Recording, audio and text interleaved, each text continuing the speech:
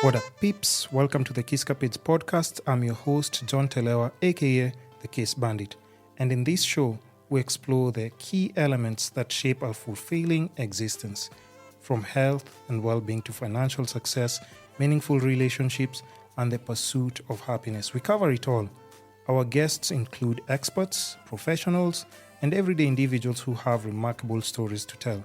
Tune in to learn practical tips, gain valuable insights, and discover strategies for personal growth and transformation. Whether you're seeking to improve your health, build your wealth, enhance relationships, or find lasting happiness, we got you covered. Welcome to today's episode.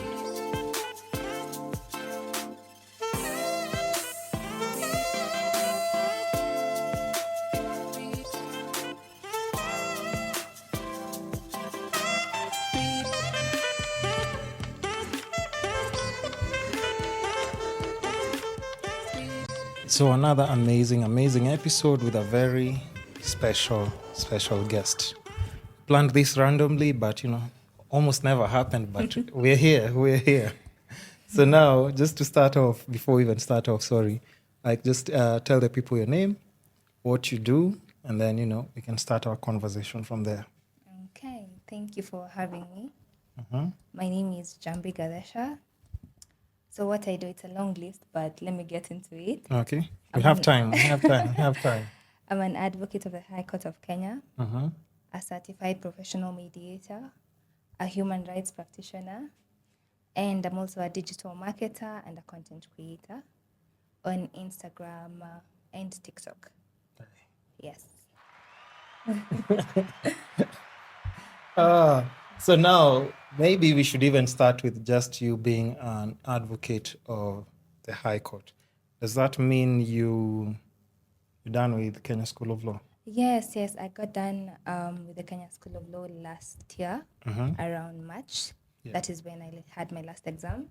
And I got admitted to the bar last year, November 26th. Mm-hmm. 26th November 2023. That's when I was admitted to the bar. That's the one step that I think a lot of people never, how would I say it? Uh-huh. They just never seem to be able to finish. Because everyone is always saying like KSL, and I hear like that's really hard for somebody to. Yeah. But once you pass that, you're... Yeah. So how, was it easy for you? Was it hard? Nothing is ever easy when it comes to education. Mm-hmm. Because, myself from a young age, we've always had, my siblings and I, we've always known education to be it, because my dad, from the word go, read. So coming into the Kenya School of Law, let me take you back a bit from undergrad. Let's do it. So pertaining my undergraduate, you see, thing is, from when I was a kid, I knew I wanted to be a lawyer. Though you can ask a kid, unataka kuwa nini? The answer was, I want to be a lawyer. So when after I was done with high school, I didn't even get the chance to choose. But then I didn't get the chance to choose which course I want or to think about what I'd want to do. I was just taken somewhere by my parents. We signed the documents for the uni that I went to, booked into a hostel. That's how I found myself in the Catholic University. Mm-hmm. Shout out to Queer Pibs. Okay. But yeah, campus was an easy ride for me, simply because you see the tension and the standard that you have to be a performing student for you to pass. It wasn't there in my mind at all. So I was just freestyling with it.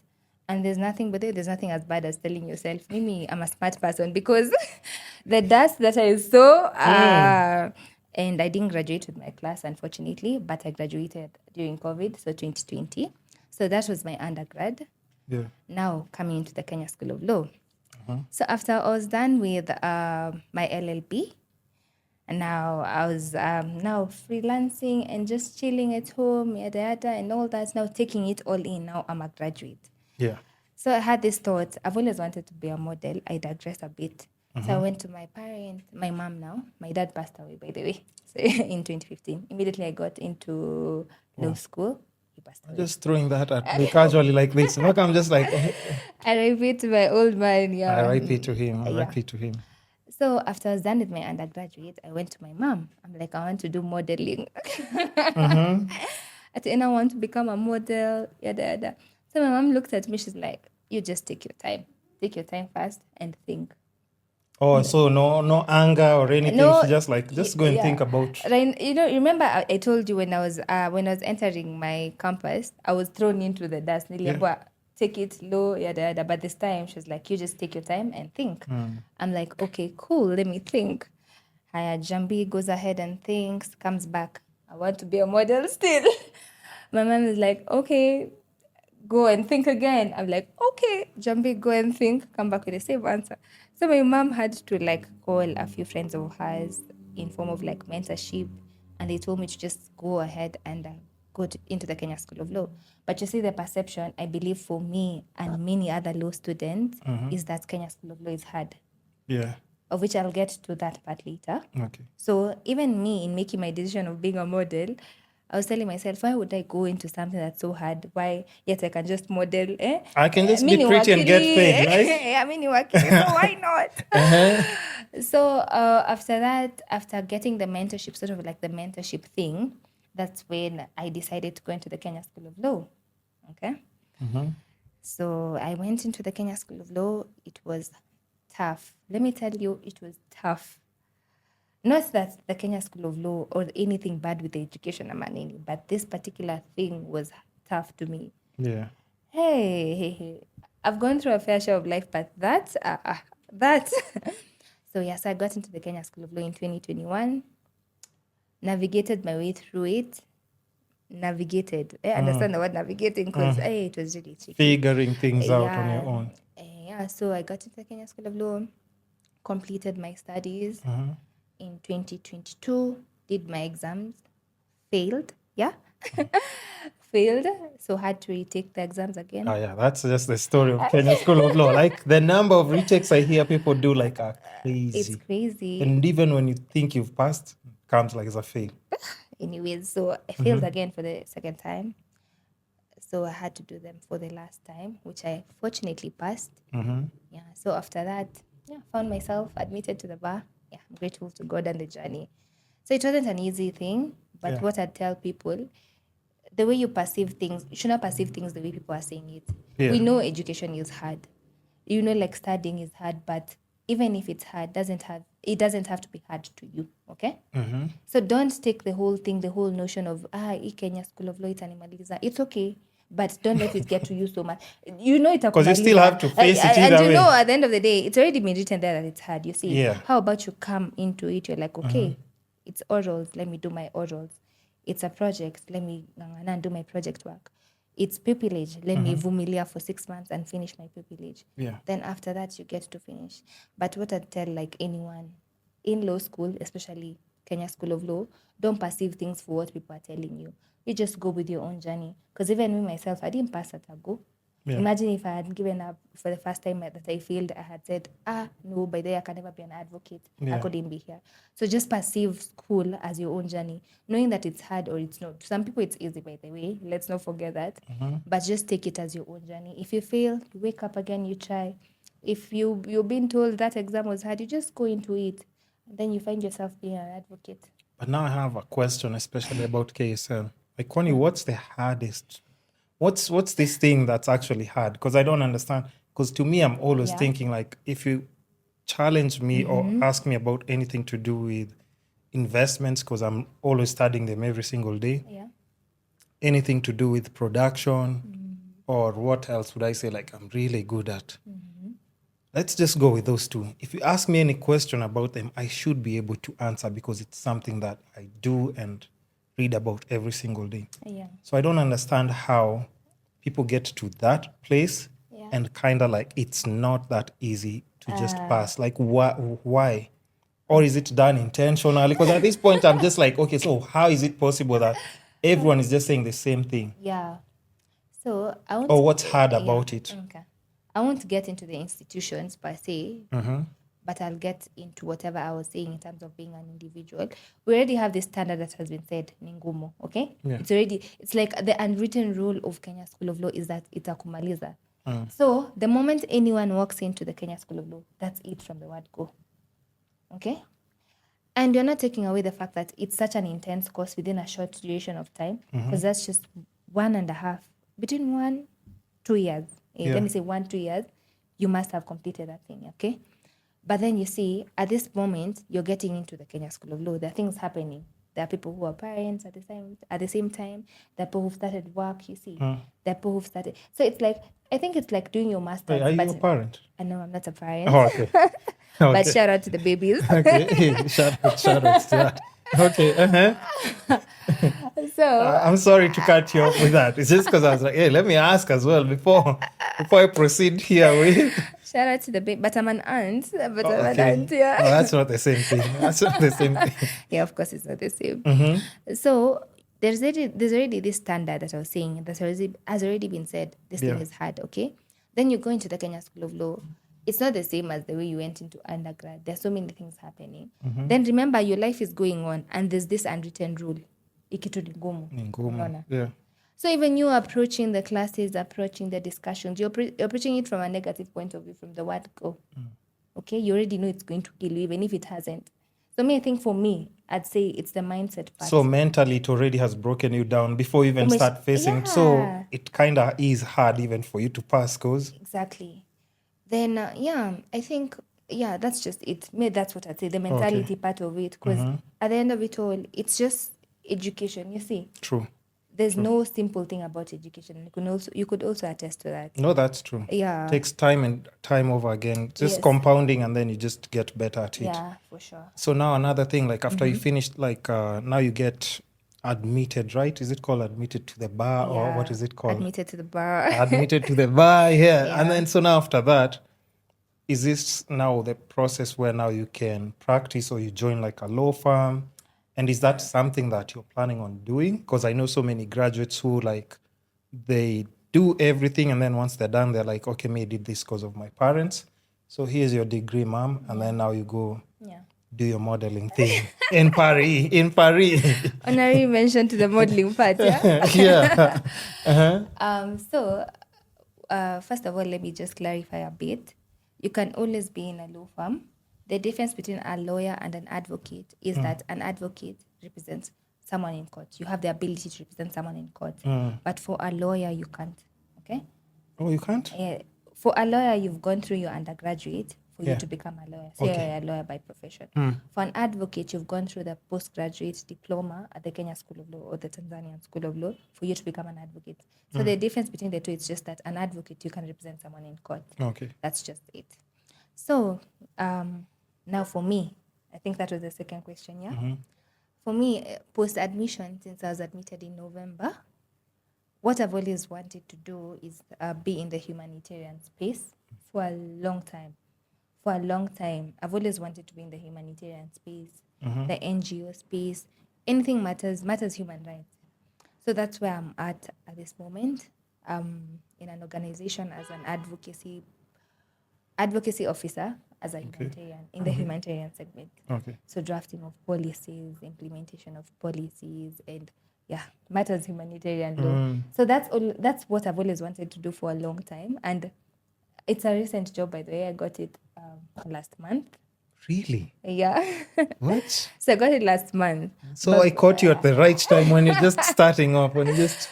Yes. So the thing about law, another thing that I'd say, especially now, the law is so wide. Yeah. The law is so wide. You find people in the IT space. You find people in the corporate world. You find litigants when you're wanatetea watu kotini. Yeah. Like the way law is, the way law imewekwa sahi, I think it's different from kitambo. But I stand to be guided on that. But the fact that you as a lawyer, you can be in any space. You could be working for Safaricom. You could be working kwa makoti imeenda milimani court unasaidia. So you're just there in case Safaricom or that company has an issue, they know you, even if like you're in-house kind of. Yes, you on could consultation. Be even I could be your lawyer. Yeah. So the thing is, the thing with law, it's so wide. There's also fashion and the law. I've recently come across fashion and the law, but I'm yet to get into that space. But yeah. So also, I think there's also TikTok and law, if you know about that one. If you know. I can throw in an example and then you tell me what you think about it. We had this lawyer who was allegedly representing people without papers. It was very popular and famous on TikTok. You're putting me on the spotlight, yeah? No, but because now that's like your kind of like expertise. I don't know if like there's anybody else I can, and it's just been an ongoing thing. Like he's being called to answer questions at DCI and everything, but there's no prosecution yet. Yeah. So is that something that I can do actually? Because if it's legal and I can give legal advice, I can walk in court and also represent people. Hey, why not? Since we're living in a free country, why can't I do the same thing Oh then? my goodness. Because he did it with even big clients and I was shocked. And he was doing quite well on TikTok with, questions and interactions. Yeah, what are your thoughts on that? I'll give it as is, by the way. Yeah. Don't cancel me, guys. Don't cancel me. But there are two sides of a coin, as usual. So, first of all, clearly it's a systematic problem. Because how is it that we're getting to the point of someone being able to do all that with no adherence to the... of course, he's adhering to the law, but he's not permitted by the law to do so. But how did he get there? You see, can't be that he woke up one day and decide this and this and no. Shaking hands with very big people, by the way. It happened from maybe way back, you see. Yeah. And the fact that it's taken such a long time for them to come at him in that way, it shows that it's a systematic problem because you're putting up policies and laws that we as advocates are going to school to struggle so much. You're struggling in the Kenya School of Law, you're struggling in the employment space for it to be just, anyone. Somebody can just wake up in the morning and... Yeah, so it's a systematic problem at this point. But yeah, I think with the new incoming leaders, because so we allegedly have broken systems. We can't close a blind eye to something we can't see. No, that's true. We can't see. Because even just as much as you can blame him, the same way you've said, like, Kwani, how did he possibly do this for this long with a system in place? How? And usually look at, you see, with systematic problems, in terms of accountability, accountability should be the standard for everyone. Doesn't matter whether it's who ama who. Kwani this accountability sometimes inatolewa inasema, no, this person we can't hold this person accountable, but Njambi, you're the one who wewe ndio funzo kwa watu. So that's one side of the coin, and the other side, I believe, for me, he was audacious enough, you see. Yeah. The fact that he's taken something which is illegal, or not permitted rather, and he's gone with it for such a long time. He's made maybe a fortune, he's made a life for himself.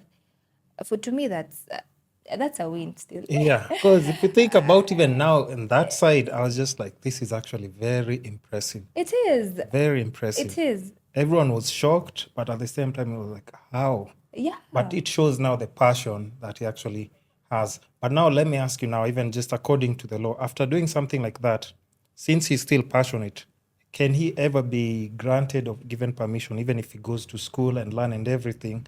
Can he always come back and practice, or now that's something that you can be banned permanently from actually practicing, even if you pass all like the requirements that are needed?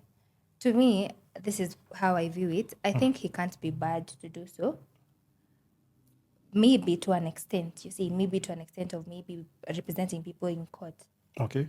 But in terms of maybe drafting of contracts and maybe working under corporate law or maybe in the humanitarian sector, I think he can.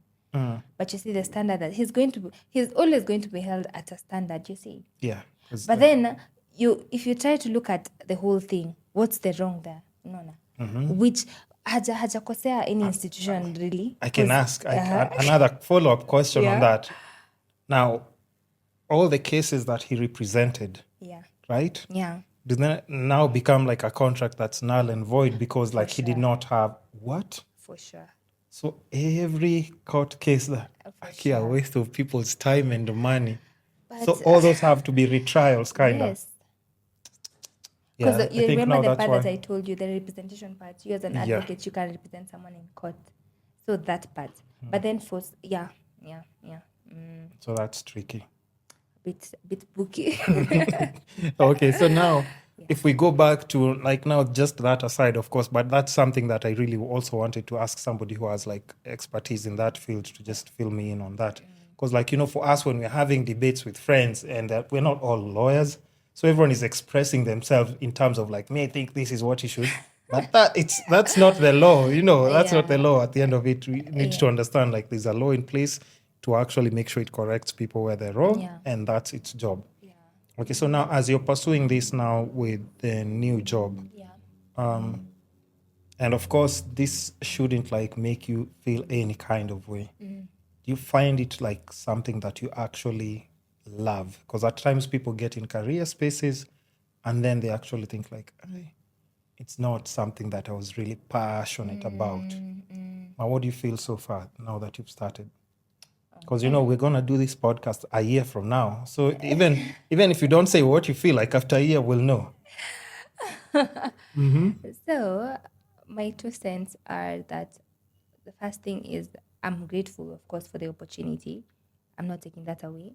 And for the first time in a long time, something makes sense to me.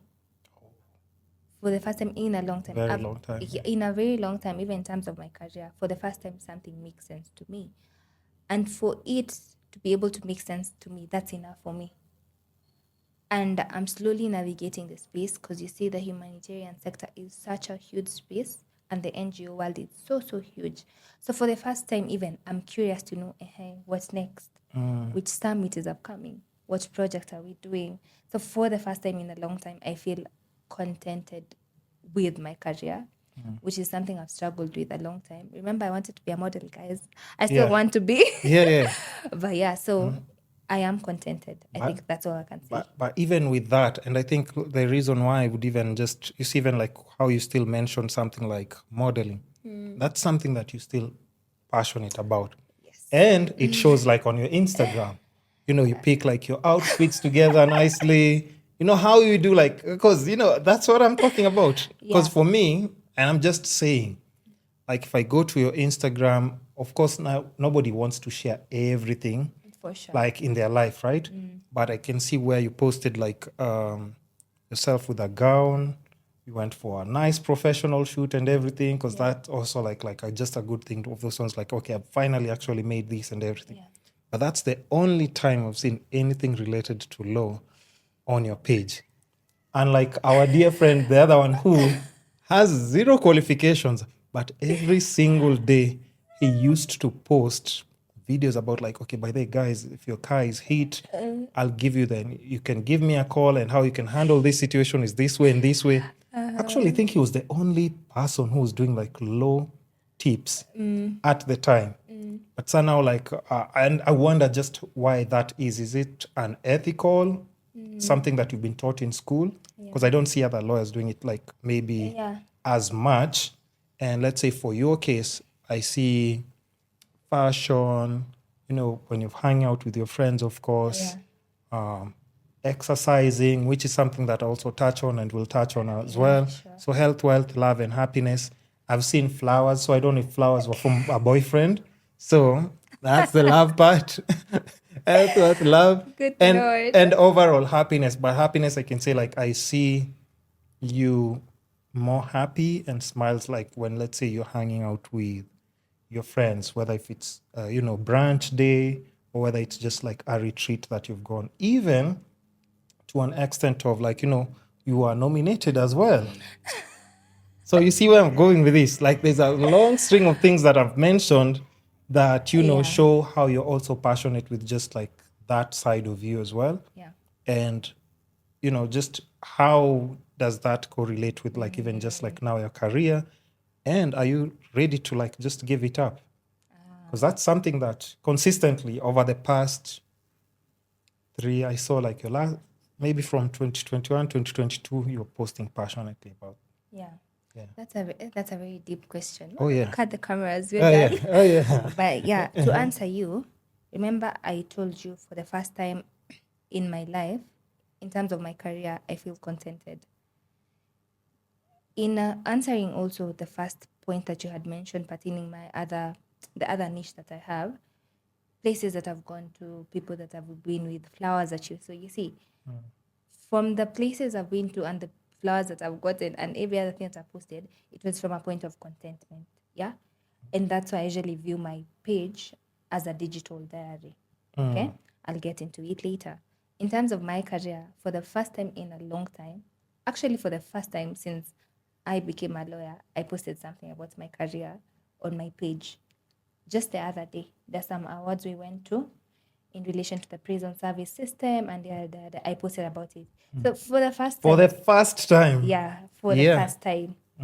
And not that I posted about the outfit that I had worn. And I posted it because during those awards, I felt so good. First of all, meeting so many people, knowing about the incarceration of persons and all that.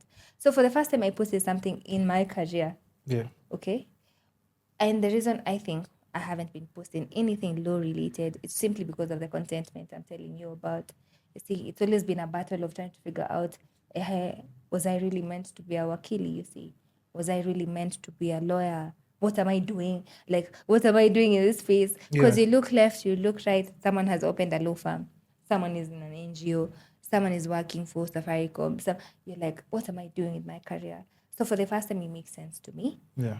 And I'm grateful for this opportunity that I'm able now to find a work balance. You see, I can be able now to go to work at my convenience. I can be able to work from home and all that. I can be able to attend these summits and add more knowledge to myself. So even during the summit I posted, I'm like, yeah, now it makes sense. Now I've found contentment in this particular area. Of course, I'm open to growth and all that. Yeah. And I think that's why I've stopped myself. I've hindered myself so much from posting about my career because it was like a blur.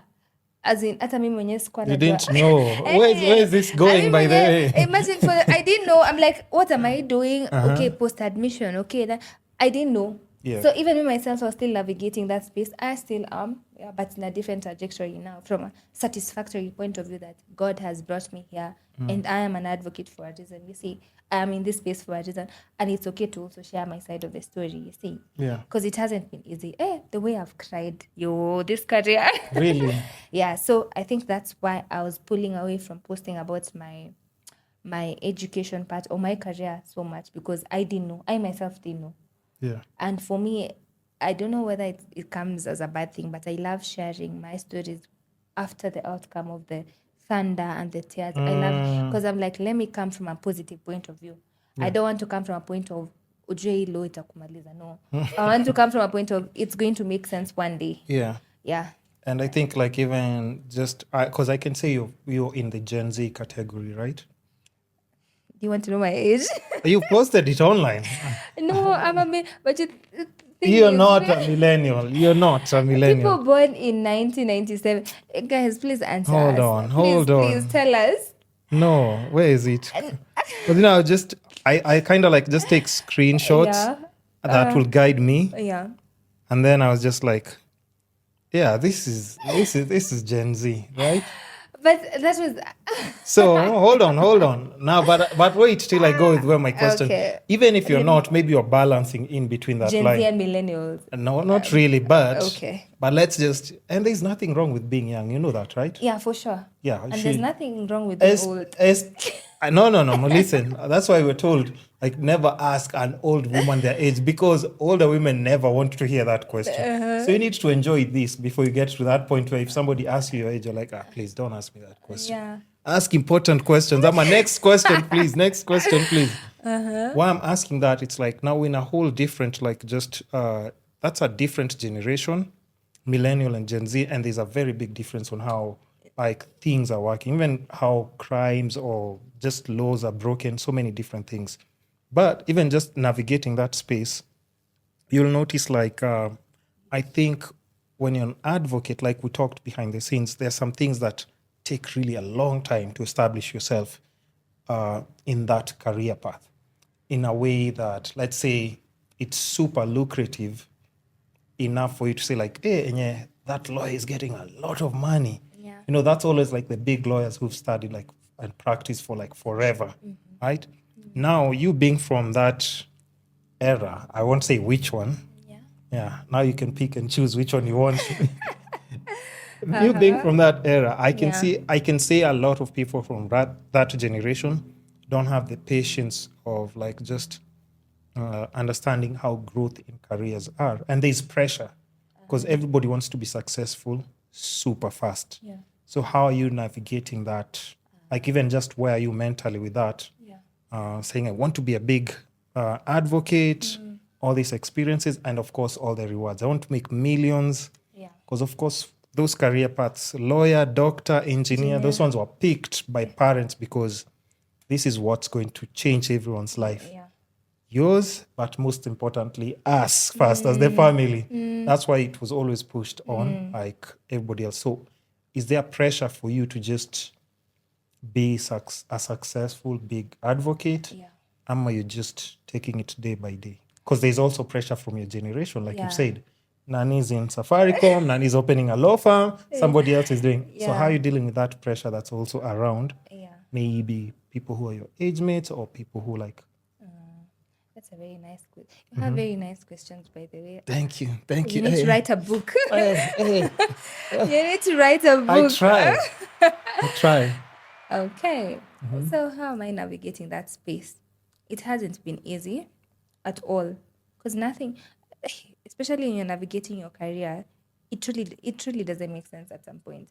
But what I've come to understand, right now mentally in terms of my career, I'm contented, as I've said. I'm okay. Yeah, I'm okay. Unless something else comes up, which I can tap into, you see. And I know there's always an opportunity for you to tap into something. So unless that, I'm really contented. But how did I come to this position of being contented? First of all, I realized each one of us is different. Each one of us is so different. Our journeys are so different. Even people my age are really, let me tell you one thing about people my age, they're moving the world, in very different People are taking ways. flights every weekend. I don't even understand what career path. I want those careers too. But in terms even of the legal career, I usually have this conversation with my friends. I'm like, you alone, you do know what you're good at, okay? And you do know your journey. Because me, I've worked in law firms before. The pay was, Jamani, do better. Was it bad when you were... you were an intern or... Yeah, it's called pupillage. It's called pupillage. It's a program. So you're not an intern. You're kind of like also still working. Yes.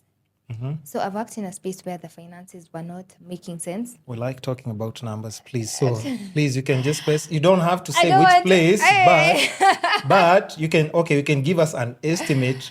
Because think about it, like when somebody is watching the podcast, right? Yeah. And young, after you've mentioned something like that, what do you think is going to be on the comment section? Because that's the section I'm going to cut. Iyo pesa ni ngapi? How much? Acha niwaambie, guys. Because like to guide them just yes, to... for sure. Or what to expect. I've told you, I asked some of my friends what amount of money would make them happy at the end of the month. And I told you, somebody said 8 million per month would make them happy. Yeah. Well, me too, by the way, it would. But, that's just not going to happen. So that now at least people have like an understanding on how to navigate and what to expect when they're in a certain position. Yes. Because I'm sure that number wasn't given to you. Just because wanakuonea. It's like, this is standard of what we pay. When you're coming to this position, this is what you're taking. It's the wakuonea part for me, guys. Anyways, okay, the amount was between 15 to 20. And this was in 2022. This is not a story. It's just like, Yeah. What? Yeah. So and you're checking in 8 to 5. Yeah, 8 to 5. And then you're thinking this is a program that you have to do for you to be admitted. So it's something you have to do. At the same time, there are not enough pupillage, it's called pupillage positions or places to do your pupillage in Nairobi. Or, I don't really know about other counties, and I won't touch on other counties because I'm here in Nairobi. Yeah. So the amount of money didn't make sense at that time. At the same time, I was still trying to learn. I'm like, open a case, okay. Hold brief, okay. So many legal jargons, they're like, what am I doing? Does it make sense? At that time, I was really pushing myself to complete the thing because I was like, just finish the pupillage, and once you're done, everything will open up. Of which it didn't. It go worse, guys. It go worse. So vitu hazikufunguka. Let it be known. It just didn't make any sense. You're waiting, but no. So, okay, I'm like, something else came up. And I hopped onto it, of which it almost killed me again. I'm like, it doesn't make sense because I'm busy trying to navigate this legal space. At the same time, I'm trying to make a living. At the same time, the living doesn't want to make me. I'm like, make it make sense. So it was still hard, from the first transition to the second transition. The pay got better, but the circumstances got worse. in terms of now the workplace. I won't get into it. Workload was a lot, or just the environment wasn't good? Yeah. So you're like, again, you get to question yourself. Remember, guys, I told you I've always been questioning myself. Yeah. So I was like, okay, the pay is better, but then the circumstances have gotten worse, and my mental wahala is going down the drain. Okay, so God did. So that thing came to an end. Did you quit, or? I won't talk about it. Because I'll also don't forget your chain of thought. I want you to finish that. Yes. Because I'll also explain why Yeah. I've asked that, and even in regards to generation, and why I'm saying like that's a very big name. I can say like for my case, I've never quit any job. Why so? I've always been fired. I've always been fired. And then I was always fired, and I was good at what I was doing. Yeah. Always, because like even now I'm still doing like things that are creative every single day. Yeah. But I've always been fired, and I believe like I was always super creative and just good at what I was doing. Yeah. So it was never related to work. And then now, like you've said, even now it starts getting confusing, because you're like, if I'm getting fired from the one thing that I actually think I'm good at, Yeah. what am I supposed to go and do? Yeah. And then also again, reason why I never quit. As a lawyer, you should know, if you work for any corporate, in case somebody wakes up in the morning and says you're fired, they're supposed to give you probably 2.5 or 3 months pay. Yeah, so that's why, guys, if I was to give you advice, not legal or illegal advice, just don't show up maybe today, don't show up tomorrow, don't finish work, but never quit. Yeah, never quit. But now one thing that I've noticed with Gen Z, even like previous guests that I've had, the same words that you've used. My mental wasn't in a good place. I felt drained, and people like there's a repeat of like me, I just quit. And then I was like, okay, like people, like when you quit, let's say you have rent, what was the plan when you say you're mentally drained? How about the caretaker who's supposed to come and drain you like at the end of the month with like a deadline? If you don't pay by Nini, it's Nini. So it was kind of like tricky, but now I would want just to know, like for your case, like even just dealing with that, saying you're not in a good mental space. So do you quit? And that's why I'm saying, like, now why I'm asking, do you quit or do you get fired because just the environment was bad and people are not good to you? Okay. And then after, as you answer that, you can continue with my chain of thought. Yeah. So guys, I'll just give it as is, because we're all going through life in different ways. So the second place, which I thought was okay due to the financial upgrade, they fired me. And I was like, okay. Okay. I said, okay. So unceremoniously, or they gave you a notice? Unceremoniously, guys. Oh, that's bad. Yeah, but I don't want to. I don't want to get into. Yeah, we don't have to. Yeah. It's a lot, but anyway. So at that moment, remember, I haven't been admitted yet. Yeah. And now I don't have a job. Okay.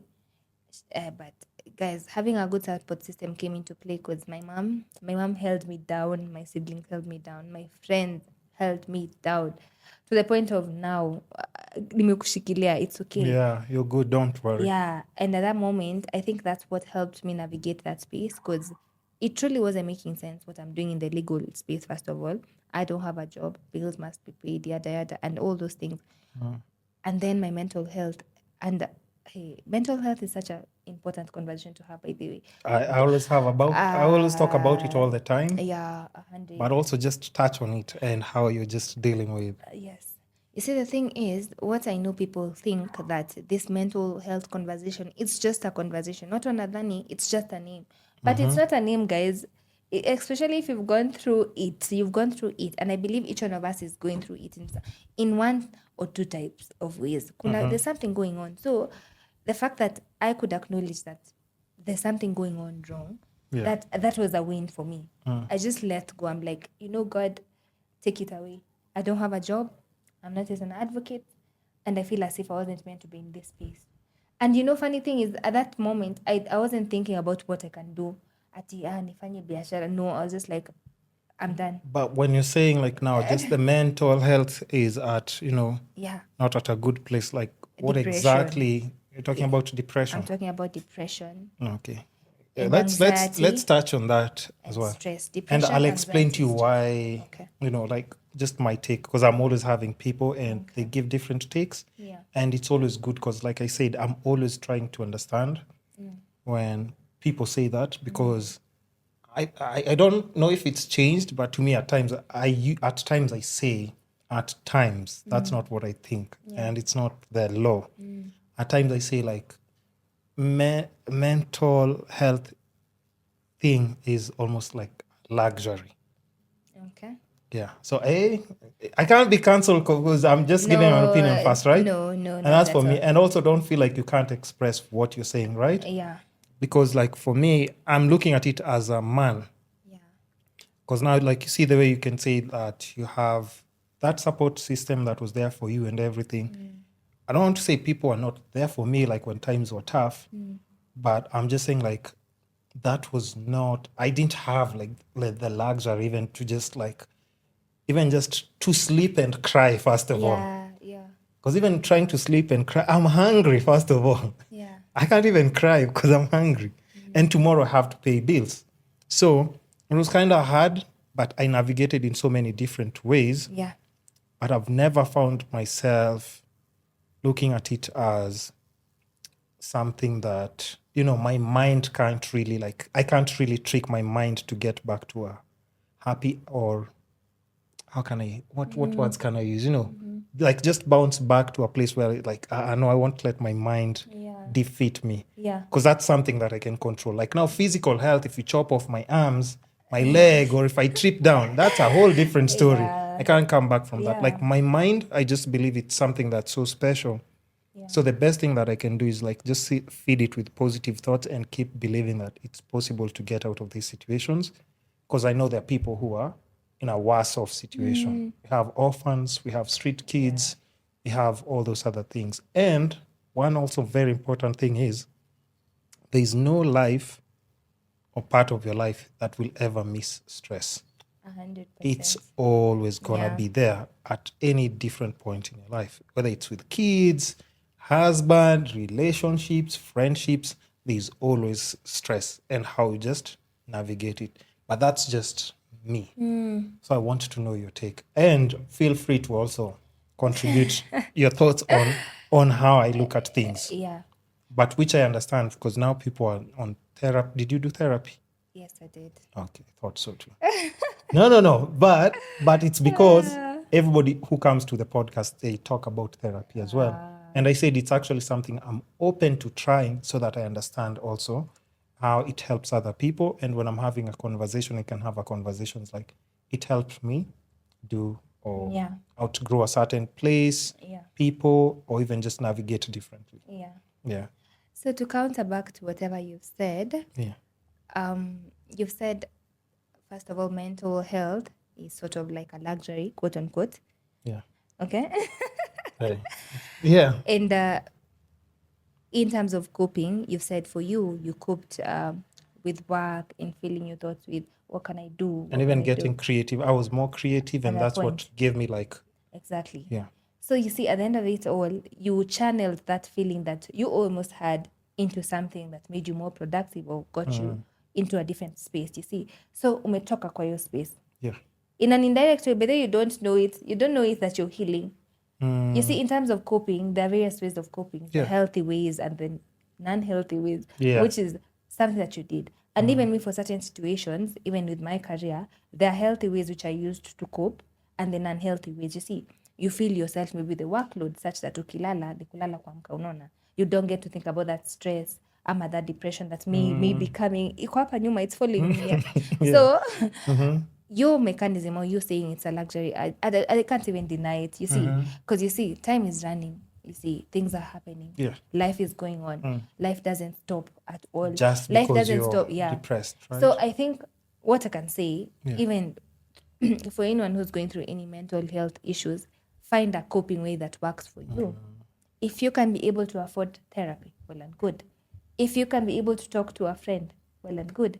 If you can be able maybe to go to church and heal, well and good. You see, not everything should be equated to the monetary aspect. Because you see, at the end of it all, everyone is going through something, you see. But I think finding the connect of the coping mechanism with what works for you. For example, you're earning maybe a salary of 2K per month, and you can't be able Possible. to, hey, nikubaya, or the amount of money that you're getting, you can't be able, you don't even know that you're losing it, you see. Yeah. So I think as long as you're having the conversation on mental health, you're making people aware that, by the way, if you feel like this, that might be stress. Yeah, you can channel If you feel it like too. this, you're depressed. So what can you do? Maybe do this. Talk to your kids. Go for a walk. Like, yeah. And it's a conversation we were having also on International Women Days about the awareness of mental health. Like just the creation of awareness such that mtu akisema kitu, by the way, I'm stressed. By the way, I'm not okay. Like have that conversation over and over again. And the coping part now goes back to you as an individual. What can you do to cope? There's some people who go to the gym. I want to lift 50 kgs. Mtu ameinua sijui how many kgs. And maybe that's a way of coping. Does actually working out help you? It does. I think because I do my jogs during the day, it helps a lot. It does, yeah. You see, so it hasn't costed you anything. Maybe it's costed you your time, but you see, at the end of it all, you're still decluttering your mind. I feel slowly. good. Yeah. So when you come back to the house, you're like, okay, whatever I was going through, That's imepungua kidogo. That's true. But it's also important for us to talk guys. About it, to just know how to cope, because I just think talk. Yeah. the biggest issue, like even right now, I think the generation now, and let's not just say generation, like just the time we're in right now, we're just bombarded with too many things at once, because kitambo life used to be slightly slow. For sure. Right now everything is just, and a lot of people just don't know how to cope. And that's why, like, let's say even things like even femicide, I can say, like, the biggest contributor is just people not knowing how to deal with stress. Because I saw you at the march, right? Anything for the women, guys. Yeah, no, that's very important. But I also want to ask you something, because during that march, the femicide march, there were two guys who were on social media that the march bumped into them. There were two men, right? And then the two men, one of them said, like, we'll keep killing you women, right? Yeah. And I just want to know your take on that, and I also have to give my take on it, because I was like, you should, the women who were there, I'm not saying you, I'm saying the group of women who were there, they shouldn't have dismissed him.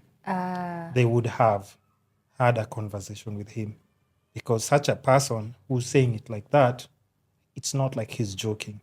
He's saying that because he said, if you eat my pizza and you think you're going to go away, I'll come and kill you.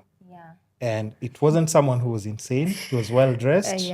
Looked like he was educated, and just it looked like, just an outstanding citizen, normal person. So when such a person is saying such a thing, maybe I don't know how in law terms it can be categorized as or whatever, but it still has freedom of expression, right? Freedom of speech, right? Why not have a conversation with such a person so that you understand where exactly they're coming from and understand why a person would think that way? Because even after he said that, even if he didn't go and do anything, the following weeks we've had femicides. It wasn't him, but you need to understand, like, if that man is talking and thinking like that, how many other men think the same way, but they're not vocal about it and don't express it, but they're just in the house. It could be an uncle, it could be your dad, it could be your brother. But one day they just snap and actually kill someone in the house. So, pertaining that gentleman, it was a lot to take, by the way, because you see, let me tell you, if something is going on, kama moto imewashwa, there's a flame mahali, and people decide to jump back ama kufunika hiyo moto, you have to gauge. Let me tell you, in having conversations, as much as you're expressing yourself, no one is denying you the freedom of expression and the freedom of speech, but you can't come at other people who are also expressing the same way. So they're also expressing the same sentiments as you, as much as they're contrary to yours, and that's the time that you choose to strike. Okay, your opinion is your opinion, Mr. Gentleman. It is. If that's your stand based on the whole thing, then that's but it's not illegal, right? What he did. He expressed himself. Yeah. And it's totally valid. It's totally valid according to the Constitution. But choose the platform that you're using. You see, it can't be. You see, it can't be at the expense of what wanasema at this and this. That's why you're coming. But be assist. You see, no one is taking away by the because if that's the ideology you have around the whole thing, and you've chosen it to be the one, then don't come at the expense of something else. You see, because why didn't he wake up in the morning and go to Jivanji and still hold the same sentiments when there was no crowd? Why? You see, if it's a matter of freedom of expression, then why didn't he wake up at 6 and go and stand there and record himself using his front camera and post it? Why? Maybe he was just waiting until you guys show up. Exactly. You see, you're countering things based at the expense of another person. When you're saying this and this, that's when unasema this and this. No one is denying you that's right, but make it make sense, you see. And by the way, people need to know there's some things where even if you don't understand, just be quiet, okay? Or use another platform. Come tomorrow and carry other 50 men or other 50 people and still hold the same sentiments that you still have. You see, you can't counter when the flame is too hot. That's when unataka kuongeza mafuta ya taa. No. But in terms of rights and freedoms, okay, he didn't do anything illegal. That's okay. It's in his right capacity to do so. But that's not the right. But let me tell you, the thing is, why people are angry, it's not the fact that he's saying whatever he's saying. It's not the fact that he's holding such high and such condescending things, if I may say. Do you think it was important for you guys to listen at least to him? The listening part, but you see, the same way he would have come in another angle. No, but women were screaming at him as well. But I saw him. I saw him. Oh, you saw him? Yes. And? I saw him, and I also saw this other one during the day of the match. He was still throwing the same sentiments, you see. The other one, he was banned. He's a football guy, so he was banned from all stadiums, first of all. The one at the road, just outside Jivanji. So, let me tell you, it's not that you're coming with your own sentiments, your own. It's okay, you have your opinion on this particular thing. But you know this word, come correct. Come if you're correct. coming to me, come correct. Imagine, I'm sure, if he had come with the same sentiments in a different angle, he would have been given a platform. But then you can't strike when the iron is hot. No. No. Okay. And no one is denying you the right to express yourself. No, it's your written constitution. Okay, and also now I think just even you as a lawyer, as an advocate, let me use as an advocate, sorry. Yes, please. My apologies, as an advocate. And even just being tied to like just humanitarian like law and even like aspects that go around it. Your thoughts on just femicide, especially like in Kenya, and even how now people have almost become what's the word that I can use? Almost like desensitized, because even when you see like when people or women are just killed, kinda, you just see zero remorse like online when people just laughing, throwing jokes. It's just becomes something that's almost like people don't really feel anything at all. Because like Wahoo was my friend. So you see something like that. For me, I can't say like, of course it hurt seeing such thing, but I was just shocked like people, because I'm just saying like, what if it was me or somebody else that's even like close, like a relative, and then that's the same thing that people are saying online. They're like, they don't really, you don't see people like getting shocked with death anymore. And especially with the femicide, that whole thing, like man killing. What's your thoughts on that? So my 2 cents, let me answer it in this way. It's funny or sad the way once someone is dead, there's no regard to that life anymore, or that's when people start considering that person as a human being once the body is in the casket and 6 feet under. It's sad the way we as human beings tend to view other people from a very bad trajectory, by the way. Once someone is dead, that's when you can say, but she was doing this and this. Or, but she was my best friend. 2 ways, either the positive or the negative. So it's so sad the way even us as a society, we don't even honor the dead. Despite the circumstances. And I'm talking from a point of grief, by the way. I'm not talking from a point of no speculations. So on to the femicide thing. To me, the reason why I marched on that day, simply because I am a woman. And that may never change. You see, that will, unless otherwise. Yeah. But I am a woman. Nowadays you can Okay, change. yes, You can change yes. whatever, We're you not know. taking away that Yeah. fact. But I am a woman. Yeah. By virtue of being a woman, I am standing with these other women whose lives were taken in different circumstances. Yeah, like their souls rest in peace, by the way. Yeah. And I am a woman, and not that my right to life is not written somewhere in the Constitution. It's been written down, yeah. But then the fact that someone else can see it as, yeah, Njambi, over and out. Yeah. And that fact was scaring me so much. And I was even telling my friend who went with to the match that it's so scary the way being a woman, unashtuka. You're always on the constant, unashtuka. And I know sometimes we tend to desensitize things based on, we are not, we know, like me, when you tell me whatever men are going through, I might listen, but I will never understand, okay? Yeah. But I can empathize with you. And that's the thing, the empathy part. We're not taking away the fact that these things are also happening to other men, you see. True. It's also happening to various people in the world. But when certain things come up, all you can seek from the community is just the consideration, you see. Nieke mahali, unaona, by the way, this could happen, this is happening, Yeah. you see. And whether I don't like this statement, it could be your sister, it could be, no. It's a human being, and that's just it. You see, take me as a human being in this point. But I think that's used because I know at times it makes no sense to people until it hits home. But imagine... Because other people just don't... Because you know why? It's Yeah. like, let's say, even like online, how there's... And it's always like very constant, like even like this conversation when somebody is saying like, you know, you can't tell a woman what to wear. Right? Which That's of my course choice. I agree with. But if I know there's a place that's dangerous and people who hang around there, I'll be like, okay, please, if you're going around those people, I know you want to go there, but please just dress in a certain way because I think it could be dangerous to you. But if you say that online, it becomes like a backlash and it's like, no, you should be able, because I had a guest and I was telling her like, you just can't go anywhere dressed the way you want. And she said like, no, but it's my right. Absolutely. Which I agree. Yeah. But also understand like, me as a guy, I'm telling you because I know how other guys can be. Yeah. See, the same way you say like, I'm a woman and it will never change.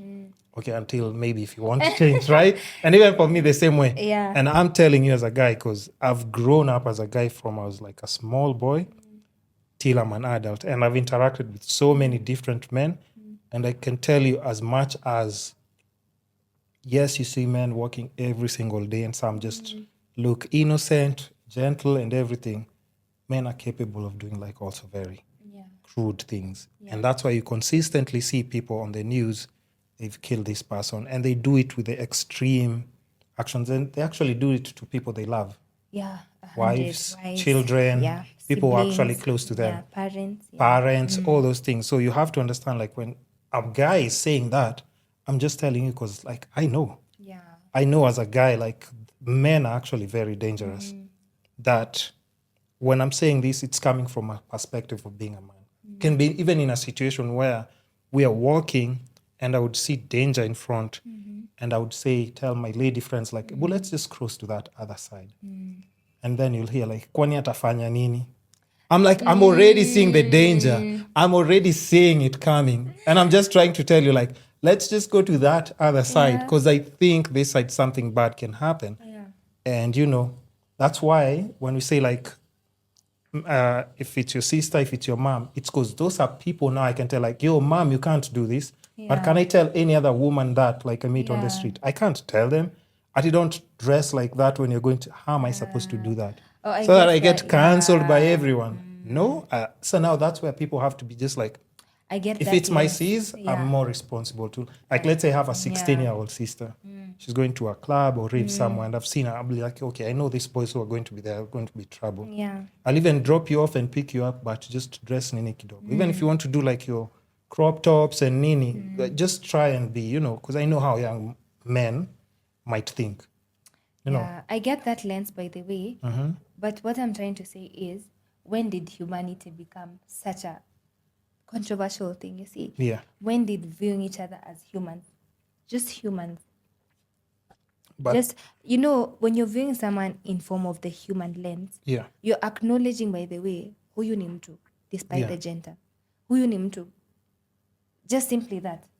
This is a person. But and we that's have just it. But you see, we've gotten to the point of you have Yeah. that notion that we have to say, but it could be your sister, nini. Yeah. Of which you see the way we are deteriorating as a society, Yeah. such that you have to, even when sensitizing such but conversations. that's where we are. Yeah, You and know that's that, the right? worst part. It's sad, but like that's just the reality of Yeah, things where we are right now. absolutely. No matter how we feel, like that's what I'm saying. Like there's what we can feel, and there's actually what's actually happening. The reality of yeah, it, the reality of things. Because people don't care nowadays. You see, if somebody is like being beaten on the street, like what the first thing that people will do is actually record. Yeah. Nobody's going to come and like stop people. It's like, hey, you don't have to fight or any. Like even today, there's a clip I just saw before you just got here. Yeah.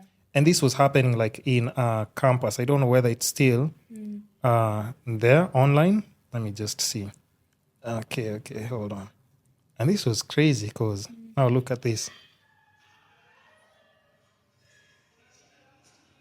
And no one can like. Do you see anyone stopping to stop them?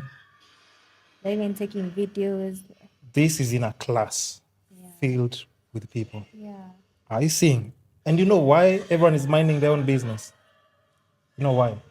Because they're like, it's not my sister, it's not my mother, and it's not someone I know. Yeah. You see where I'm coming? Because when I'm talking about it, I'm not talking about it from like at this. No. I'm talking about things that are actually That's facts. happening. Yeah. And I think there's so many that like even, and this I'm just talking about videos like are online today.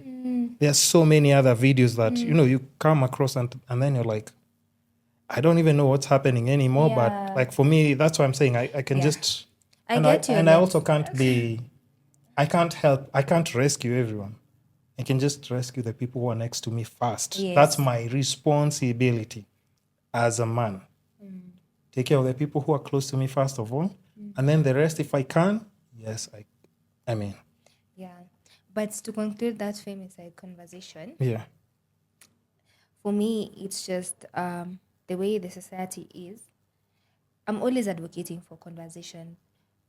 Don't stop having that conversation. Don't stop creating awareness. Don't stop putting up these initiatives and drafting of these bills and everything that's related to the whole conversation. Don't stop, because the fight starts with you. You see, the fight starts with you, and even you in the places where you are. The same thing that you've said. You can only protect the people within your proximity. And to me that means if I'm here and there's something happening here behind us, then we can intervene. Okay. Yeah. If there's something happening maybe to your neighbor, as much as it's so weird, just try. Yeah, try. And if you can't, just go to the local authorities. Have you ever tried stopping fighting couples? I've never been in a fighting couple situation, to be honest.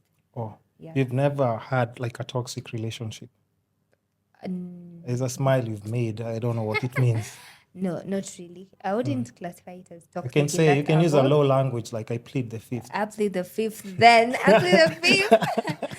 But yeah, so may their souls rest in peace, and maybe not stop advocating for the things that we believe are right. True. Yeah. And maybe one day the situation will change for women, but we can't close a blind eye and say that women are still not going through a lot of things. True. The same thing as men, by the way. Men are also going through a lot. So we as human beings, you see, my conversation about human beings, everyone, you see, no wonder we need to view people as people, because each one of us is having their fair share of things that are going on in their lives. Yeah. So yeah. I think it's just important to understand that, it starts with us. It starts with you. It starts with you. So you just play your part. And of course, we don't expect everybody to do the same thing, but the only thing you can do is like, if you know this is the right thing to do, actually just do it. Yeah. So now, just another segment, like, I'd want to touch on, like, just maybe your thoughts on, like, even just, the social media, like, kind of climate and how you just deal with it. Okay. Especially now that we do have our TikToks, Instagrams, maybe there are people that you look up to, are there people you look up to, like, on Instagram? Yes, but in different trajectories. I'll place them in categories. Okay. Yeah. Okay, so now, okay. So, Yeah. just who are some of the people that you look up to? You think they're doing a good job? And, how does that like affect like your day-to-day life, whether if it's guiding you or whatever? And then I can throw in another question on social media. Okay. And even how it has helped you probably.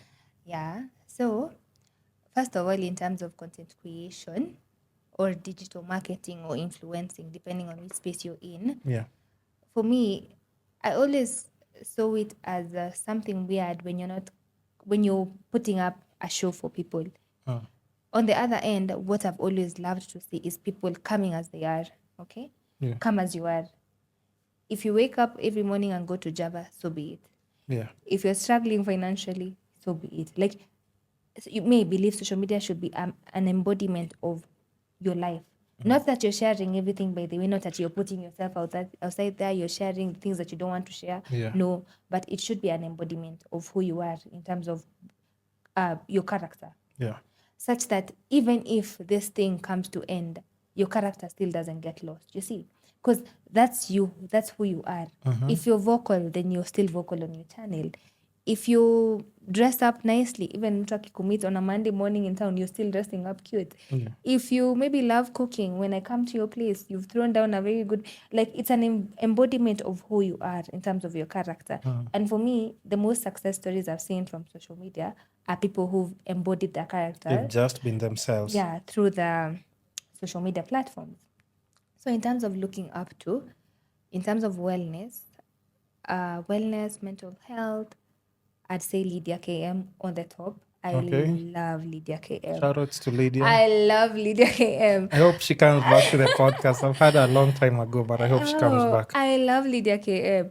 Every time I'm with my friends, I usually tell them, maybe I feel as if I'll be Lydia KM 2.0, but in my version, okay? In my Njambi version. But yeah, Lydia KM. Hey, Lydia, you hear that? Shout outs to you. And Jules, that's Jules. You know Jules? Yeah, she was in the group of the over 25. Yes, so those two in terms of wellness and mental health, I feel as if they usually share their stories as they are, and they have so much depth.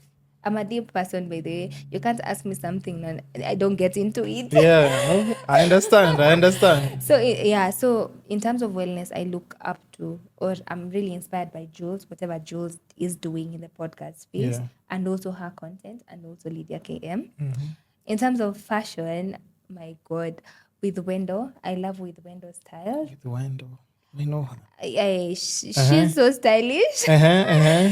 I feel as if her outfits there's always something new with her. Like you can't predict her next outfit, and that's the thing. And she embodies fashion in such a cute way.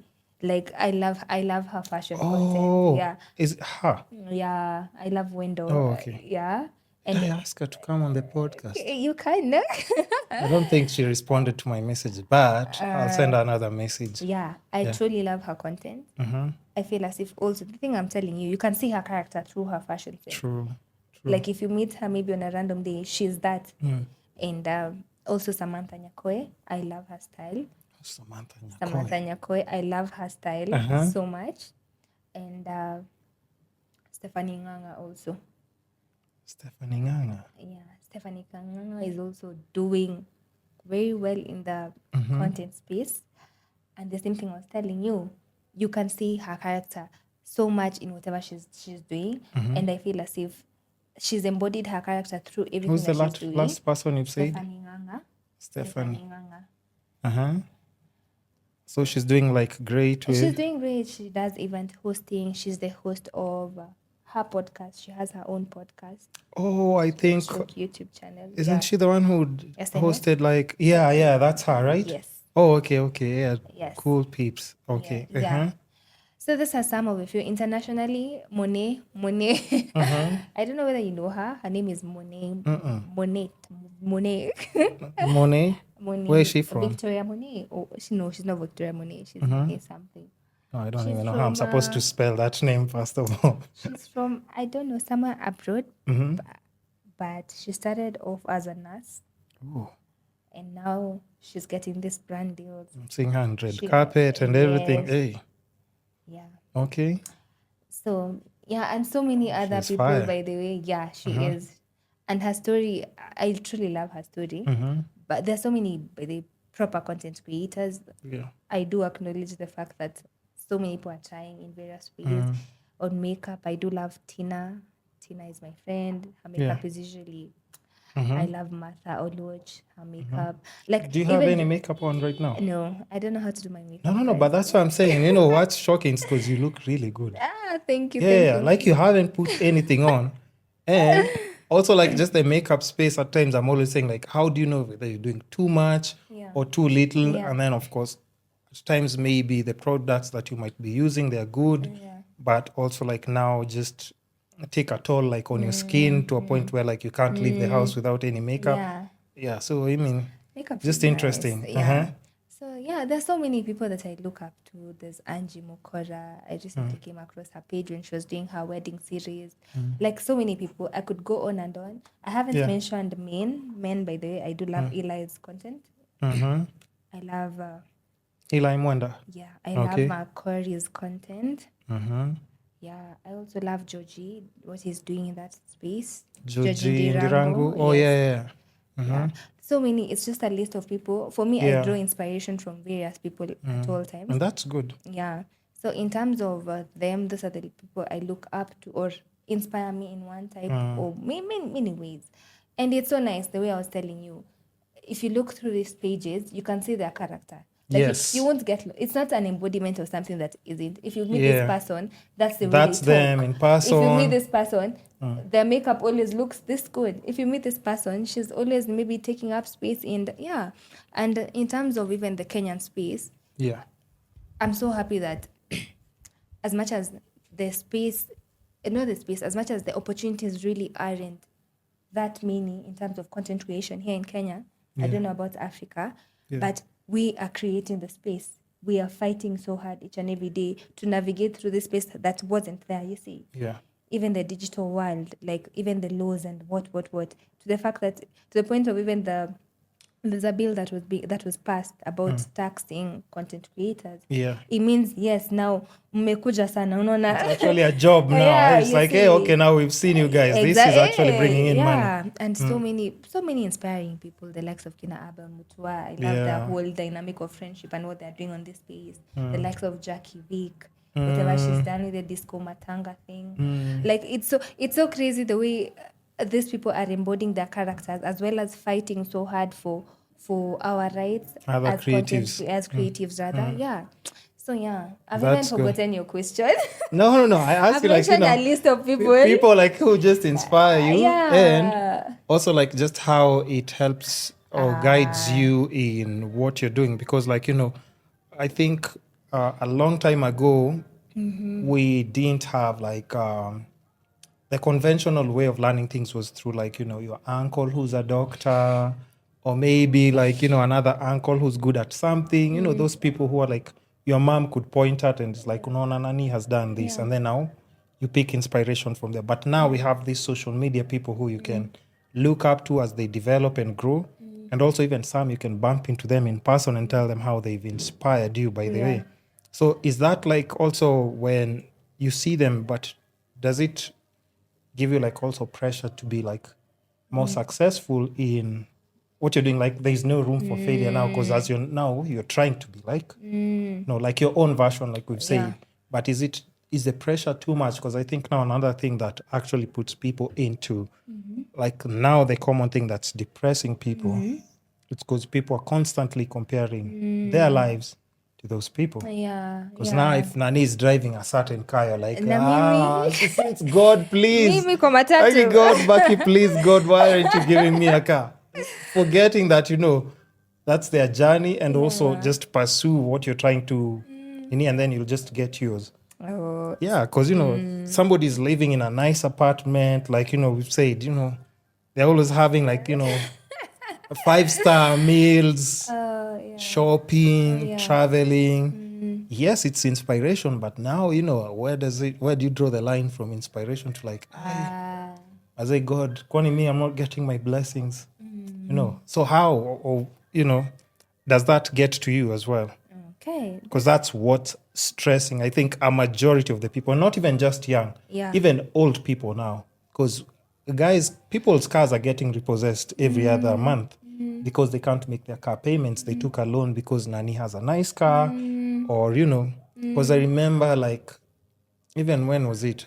I was just doing car shopping because I wanted to upgrade my old car, right? Okay. But now it's like I was just literally just window shopping because now I'm just recording different cars. And then somebody said you should buy that car because that car would suit you. The car that they picked was 5.6 million. But it does suit you, so. It does suit me, but do you really think that's a good financial decision to make? Because actually, first of all, people need to understand this. You buy such a car, see their kids playing downstairs. Their kids playing with bikes and everything running around.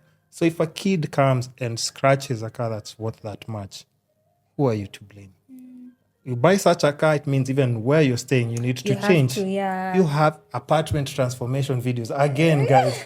Again. We'll be waiting. No. But you see now, even just such a small thing, how it can come and build up like pressure with so many other different things. Yeah, I get you. You entirely. So is that something that gets to you ever? Because at the end of the day, we're still human. So you don't lie. You're under oath right now. Ni kama nakula kiapo mara ya pili.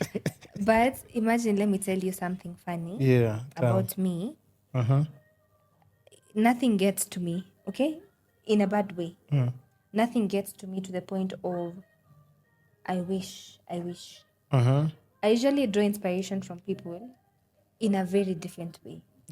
In a very different trajectory. I don't know whether I'm weird or anything, but I tend to draw inspiration from a point of if person X can be able to navigate the fashion space and secure a deal with maybe Fashion Nova, I can also navigate that space and maybe I'll be able to secure a deal as well. As not even Fashion Nova, maybe something else, Pretty Little Thing, you see? Yeah. Because I'm in that space. At the same time, if I see a good car, I'm like, okay, I can be able to, according to where I'm headed, I can also be able to get a good car. Maybe a good car to them is a Jeep, and maybe a good car to me is just a simple Mazda. What's your dream car?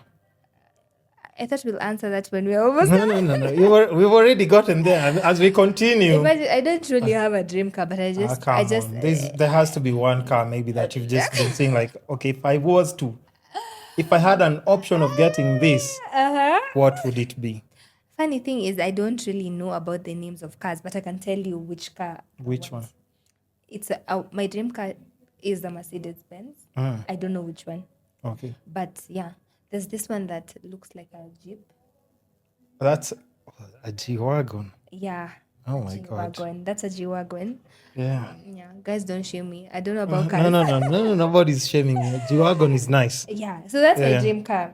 Okay. About the cost, I don't really know about the cost. You have to know about the cost. We've talked about money behind the scenes.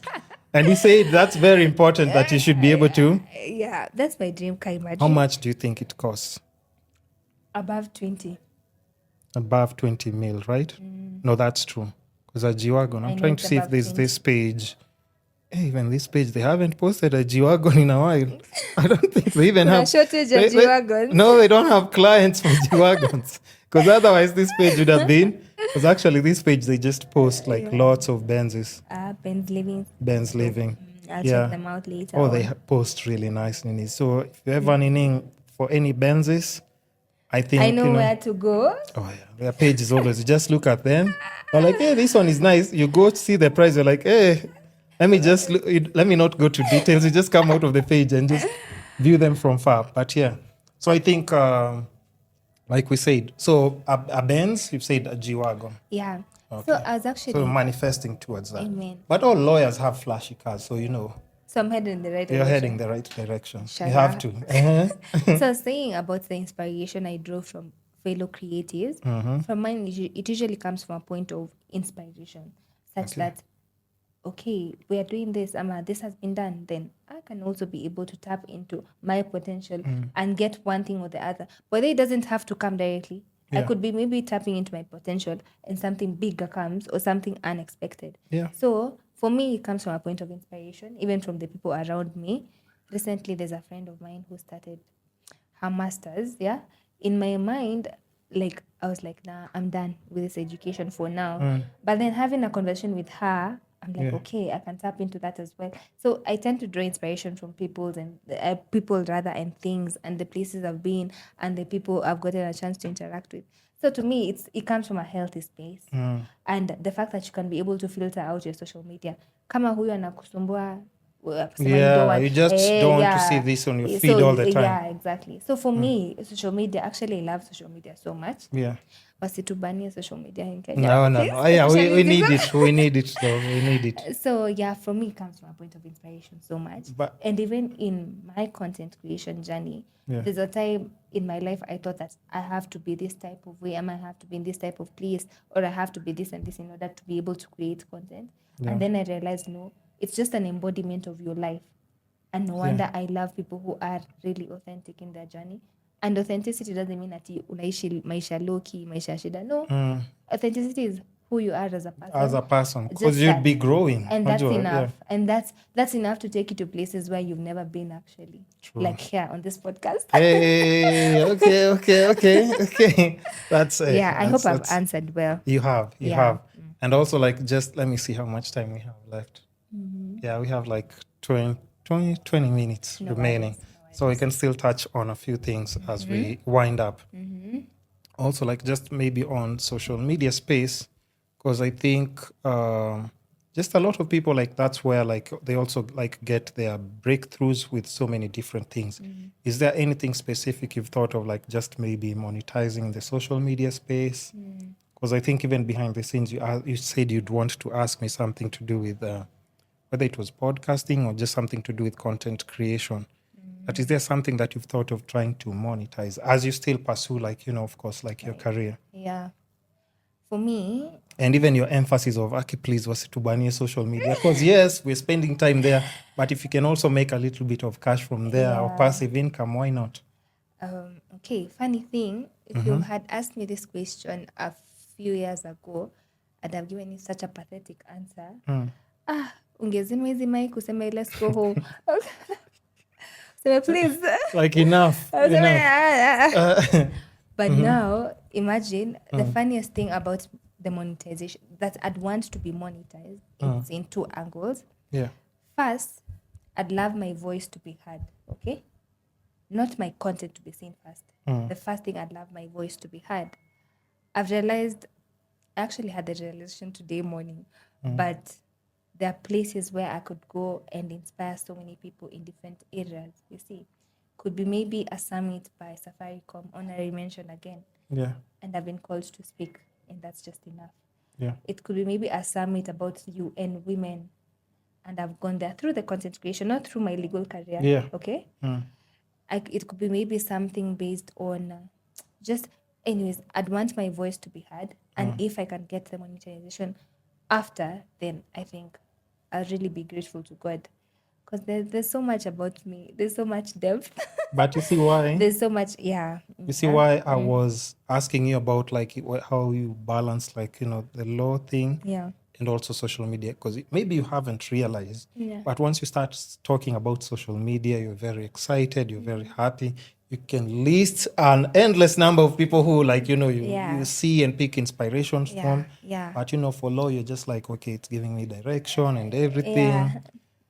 But you don't sound very excited about it. No. Listen, not in a bad way, but I'm just saying. That's why I said maybe you haven't realized. But when you're talking about social media, there's so much that you're tapping into. Because, like you said, even my voice, maybe going to talk and inspire to people and everything. So, I'm not saying that, law doesn't make you happy. Yes. Maybe it's more serious, and then this one's like it brings out a really fun side of you. And you can have it all, by the way, guys. Exactly. You can be... Why choose one when you can have both? Yeah. So that's the first part. The second part, now I'll get into that legal aspect. I'd want to be able to link my career about law and sharing my journey. Of course, I'm getting there. I'm not yet there, of course. But I'd want to be able now to share my journey. Now that my heart has settled, it's no longer in vain, guys. I'd want to be able to share my story. And I've been trying to think of ways of trying to share it, of how I can incorporate the legal aspect of my life and connect it with content creation, Yeah. such that it's not one, by the way, it's not one at all. Each of this career is giving me peace in a different way, but I'd want to link it and be able to share it through, because I'm sharing my story to people in a physical way, but I haven't been able to share my story on the digital space, and I'd want to be able to share it. And if that comes with maybe, I don't know how to link it, then that to me Because you're very will be well-spoken, shout educated, out to my parents. pretty, of course. And also like another thing, it's like just how you're, I think how like even just your parents raised you. Yeah. Because people also need to understand, like there are people, how people act, behave and everything. Most of it's a contribution of what parents did. So when you see somebody behave in a certain way, it's not their fault. Yeah. I absolutely blame the 100% the parents. Yeah. Of course, they've had this person for 18 years. They've had this person for 18 years. Whether it's like, their fault or not, but parents are the biggest contribution to They how... mirror the kids. Yeah, like how your kid turns out and what they believe, yeah. what they'll be eating, how like just they Yeah. value themselves as people. It all starts with your parents and or people who like just took care of you when you're young. So I think they've done like a really good job, because like you see, even when you're talking about so many different things, the word that you constantly use is like content. So that means I'm just okay with where I am, because I believe like as I grow, I'll keep on getting the things that I'm trying to achieve. Yeah. Which, like we said, a lot of people now are, trying to get those shortcuts. So yeah, so you can't just, I don't think you can trick life. Some things just you can do, but they're gonna catch up with you if you think about it. I need to write that down on a shirt. Something you can't trick life. You Hapa can't, mbele na imagine nyuma. you can't, yo. I'm a tattoo it on my skin. It's still gonna come back and actually show you like where you belong and how you're supposed to move. And now, like just as we wind up now again, Yeah. we still have like, okay, a few more minutes, a few more. And the last part, I didn't get to share about the last part. Yeah, I shared please. the first point, the second, and now the third point, of course, to get recognized by brands. Yeah. And doesn't have to be local brands, by the way. In my mind, I'm always like, I could be on a runway somewhere right now. So I'm sure it's coming. Who knows? The possibilities of life are so huge. So They're I know huge. it's coming. So to be able to be recognized with brands that align with who I am as a person, first of all. Yeah. Is And it- the embodiment of my character through brands, I believe we could share such a beautiful story. But I know it's coming. Is it tough for you to like just curate different types of content as you're posting, as you put this into consideration, as you're trying to get like that recognition? Is it hard for you to just come up with new content that you post? Imagine, funny thing, it's not usually hard, but I'm the one who's limiting myself for sure. I'm my biggest ops when it comes to content, because as much as sometimes I'm just posting on my feed because I'm considering it as a digital diary, at the same time I'm like, I could do more, but then I'm like, let me just give crumbs. Let me just post this. Since I don't have time, I might as well. So it's something that I'm actively working on. And coming to quarter 2, it's something that I want to actively engage myself with through the 3 pointers that I've told you, connecting my legal and this other career to be able to gain brand deals and brand partnerships with local and international organizations or brands, and to be able to share my story in the most authentic self. Yeah, so yeah. That's not far-fetched. I think if you just put in work, like just even for the remaining months of the year, you'll start getting somewhere where you'll be like, okay, now I understand. For But sure. I think it's just consistency though, Yeah. right? Yeah. And then now, like, just as we wind up, of course, like just balancing all these things, like from just like just law, social media, family. Now something, is it, because even now this is something that also like affects all those things. Like if let's say you're in a dating space, right? Or dating pool. How do you just navigate, and because you're in a relationship, right? No. You're not in a relationship? Actually, that was a trick question. The only way to get you to say you're single. Reverse psychology. Reverse psychology. You're like, who, me? Where did you No, hear? What? I'm not. So how easy is it, like, even just like now that I can tell you're more of, I think you're more of a serious person. Not unless I'm misquoting. Because maybe Yeah. this is just a persona for the podcast. And then once you're out, you're like, hey, turn up. But you seem like a serious person. So I think even like if you're to look for a partner, you'd want somebody that either you sync with, or would you want somebody who's like completely different personality from yours? Funny thing, imagine I'm such a fun character. Like when you're talking about serious things, let's talk. Okay. When you're talking about fun things, Yeah. yeah. So it's just a balance. I haven't said you're boring. you If might that's say where your concern is. I just said serious in a way that like you. I mean, like even from even your page, you see, like I'm telling you, like even just the aspects of things that I talk about on the podcast: health, wealth, love, and happiness. Those are things that you put, but in a very strategic kind of, with just like you said, crumbs of little bits, but not too much. Yeah. Yeah, that's just what I meant. Okay, understood then. Yeah, yeah. So, in terms of the dating pool or relationships, at this point in my life, by the way, as a 26-year-old philanthropic businesswoman, I'm joking, guys. For me, I'm open to attracting someone who can find the balance of life, such that if tumeamua ni sherehe, then okay. If you've agreed we're getting down on finances, so be it. If it's a matter of like just finding my person. Yeah. That's actually, leave alone the finances and the fun part. Yeah. I'm just focused on finding my person. So And I'm not what kind of actively- person though? Like, is it tall? Is it short? TDH. Yeah, like, how do you like, what would be Please. ideal? Like, just okay. What qualities would you look for in a guy? Let me put it that way. Apart from the physical attributes, which I won't say on this platform. You can't say you can't just keep physical in it, because that's the first thing. Those other things are kind of like but just the first thing. Of course, for me, Or do you like white guys? I won't talk about race and what, but Okay. as long as he's tall, Okay. that's just it. So- That's a non-negotiable for me. Okay. I know when my family listens to this part, they'll laugh, and my friends, Yeah, they'll just be laughing at It's you. like, this Okay. guy. But that part to me, that is key to me. Because you're kind of tall as well. So, Yeah, I am yeah, tall. if somebody's just like Nini, they'll just be like, I love you, but hey, hapa yenyewe.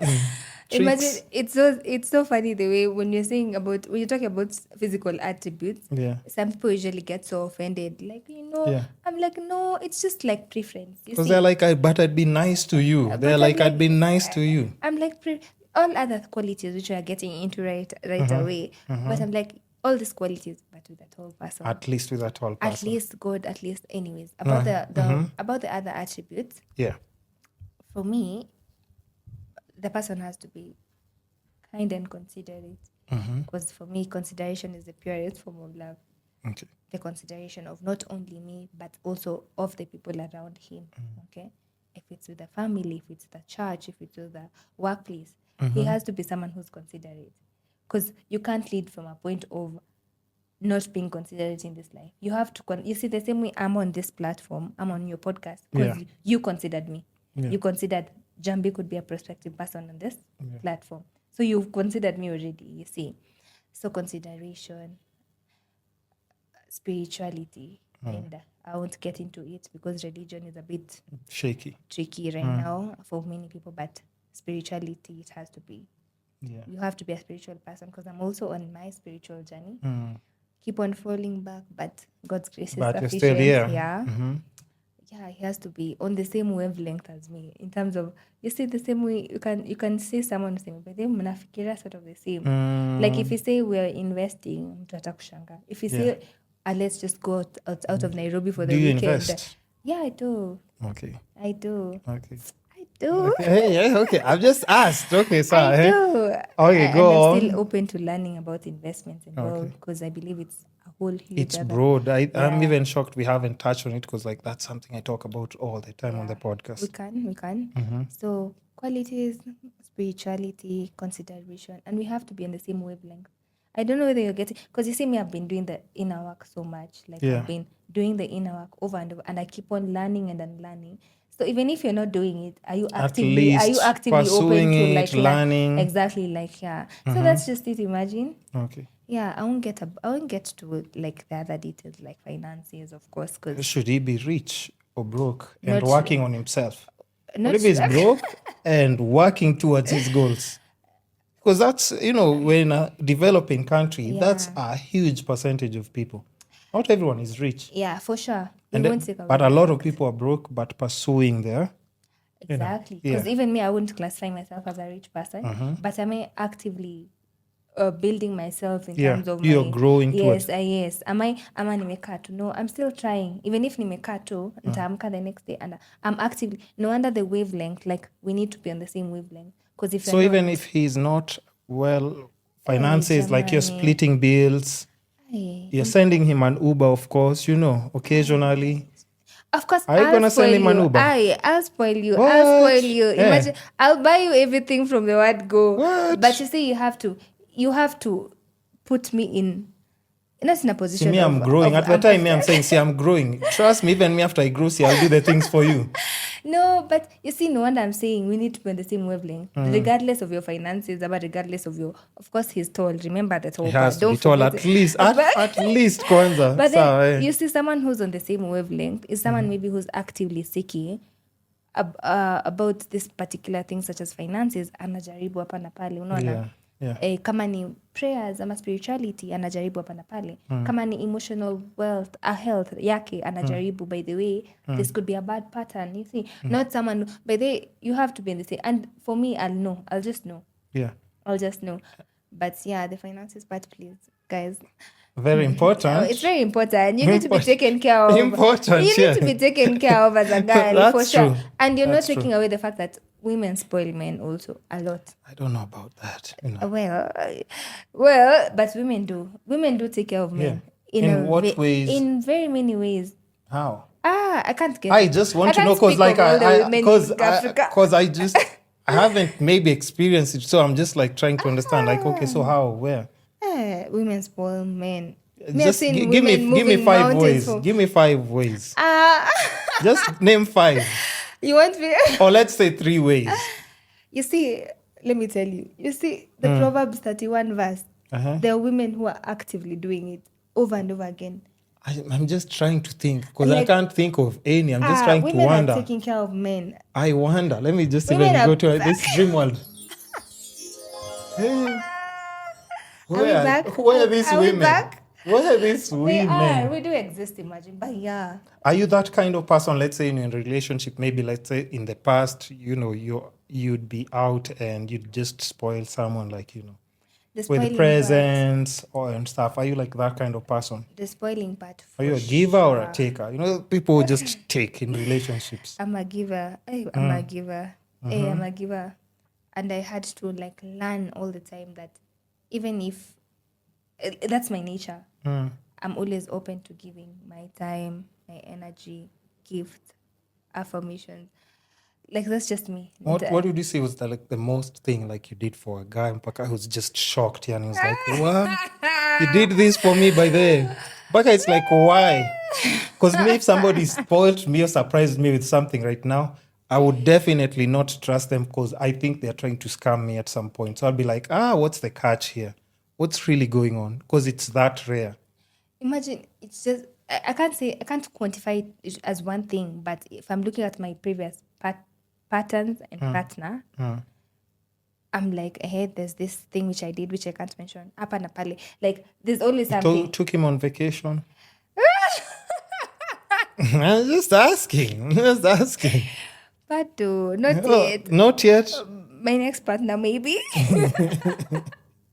No, but is there anything that you can share just that, you think, okay, or maybe things that, let's say, girls can do just to spoil like their loved ones? Just a few things. Not now at you. We're not talking about you, but things that just in general, like just women can do to like just catch their men off guard, and a man will be like, hey, by the way. Because as you know, we don't really experience such in spoils like all the time. So even when somebody gets you something, you're just like, what? I mean, I'm shocked. There's one friend of mine who came to the podcast, and she asked me, like, just randomly, because I'd invited her to the podcast, and she asked me, like, yo, by the way, what's your shoe size? So me in my head, I'm not even thinking, because I'm just talking about, like, oh, so I wear 8.5 on any. It's like, okay, sir, do you like green? I'm like, what do you mean? I'm in the middle of another podcast. So by the time she gets here, because I thought she was just asking questions, she actually comes with a pair of shoes, and I was so confused. Because she asked me, like, Kwani, what's wrong? I'm like, I don't remember the last time somebody just got me something, like, just randomly. And that's just my friend. We're not even, like, in a situation or anything, but she just caught me off guard. And Paka, she was looking at me, she was like, Kwani, what kind of people do you... I was like, not even in that way. Now that you mentioned it, it's like, hey, what kind of people do I have around me that make me feel so? But of course, I don't blame the people that, I'm just saying how she explained to me, like, she's actually just a giver, and that's the kind of friend she is. But most women are givers, like, by nature. By nature, most women are givers. So what I can tell the ladies, but of course, ladies do know. Let me tell you, thing with women, we tend to, the listening aspect of being a woman. Maybe there's something that you mentioned. For example, your mic is broken and it needs maybe... I don't know about parts of a microphone, guys. It needs maybe this part. Yeah. You get that your lady, the person you think comes with such a thing. You see, you get that, maybe you were dressing up and maybe your shirt maybe wasn't ironed and you're just a bachelor. Yeah. Like, it's literally the small. Women wanakwanga a bit more intentional. Even men are, by the way, but in terms of your needs, they'll meet you at your point of need. Maybe you mentioned, by the way, that day work was hectic, you'll come back home, maybe to a nice cooked meal. That day, maybe if you're the one who normally cooks, atakwambia, no, let me just order. You see? So it's about something. Now I'm telling you, you can't quantify the actions that you do to your partner, your current partner, your future, your husband, because it's literally in the small things. Like, mtu amekubaia ile air freshener ya gari. That's the small thing. Yeah. Like how you see someone went to maybe Gikomba or Toy, got you a shirt. You see, someone has printed your name all over a white shirt na meiva. You see, so it's like it's usually the small things. In the small things, but at the same time, it's important to know your partner's needs so that you meet them at their point of need, not your point of need. Because someone could literally use a text from you. Someone could literally use just time and other people, it could be other things. Like, it just depends according to the 5 or 6 love languages that you have. Fair enough. So you have to be keen enough to know you meet them at their know point your of need. partner. Know your partner. There's some people who maybe they won't be fazed by you buying them maybe tires, but then they'll be fazed by you maybe going over to their workplace during lunch break and just sitting with them. What? I think you're trying to get me fired. I'll be like, what did I do? Please don't get me fired. So you have to know at the same time, also men should also learn their women. Learn what they want. I think women just want money. Yes, money, the money part tick. Yeah. Yes. So I think as long as you have that, I don't think you will have problems. But you see the way you say it, like height is a base. Now I'm telling you guys, a base, just get your finances right. And then build up on the other things. That's a base. Because now there are so many other things. Because now women are not as simple as men. See, for me to even just trust me, of course, I'm not saying we get the cliche boxers, socks and shirts to measure chocolate. We are tired. We are tired of those things. But we're just saying, like, with men, it would be like some of the simple things. Because, like, for me, during my free time, you'd find me, like, even just playing PS. So if someone bought you a game? Yeah, a game. It would be like maybe one of my game pads is not working properly. You've seen me complaining. It would be something like that. And it would just like fill me up properly because that's something I can use every other day. And I'll be like, hey, by the way, she got me this. So it could be. But with women, you can't just say one thing. You really have to be very creative. But now being creative... For any man, you have to have that money to be extra creative. Because otherwise, it's going to be tough for you. It's going to be tough. It won't be easy. It won't be easy. Previously, and what do women want? What? Imagine. So now, hold on. I think let me just switch the mem card. And then we can do like another 15 minutes as we wind up, because we're in a good spot. So now, as we're saying about just relationships, right?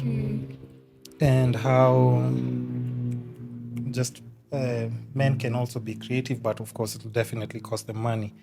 And the qualities, of course, you'd look for in a guy. But also I have to ask you, like, what's an ideal date like, just, for you? What are some of the things that you enjoy, like, say, when you're dating someone? That's a nice question. Mm-hmm. Wow, you've taken me to dreamland. Yeah. Listen. Hey. So, I'm an adrenaline rush. How do I say it?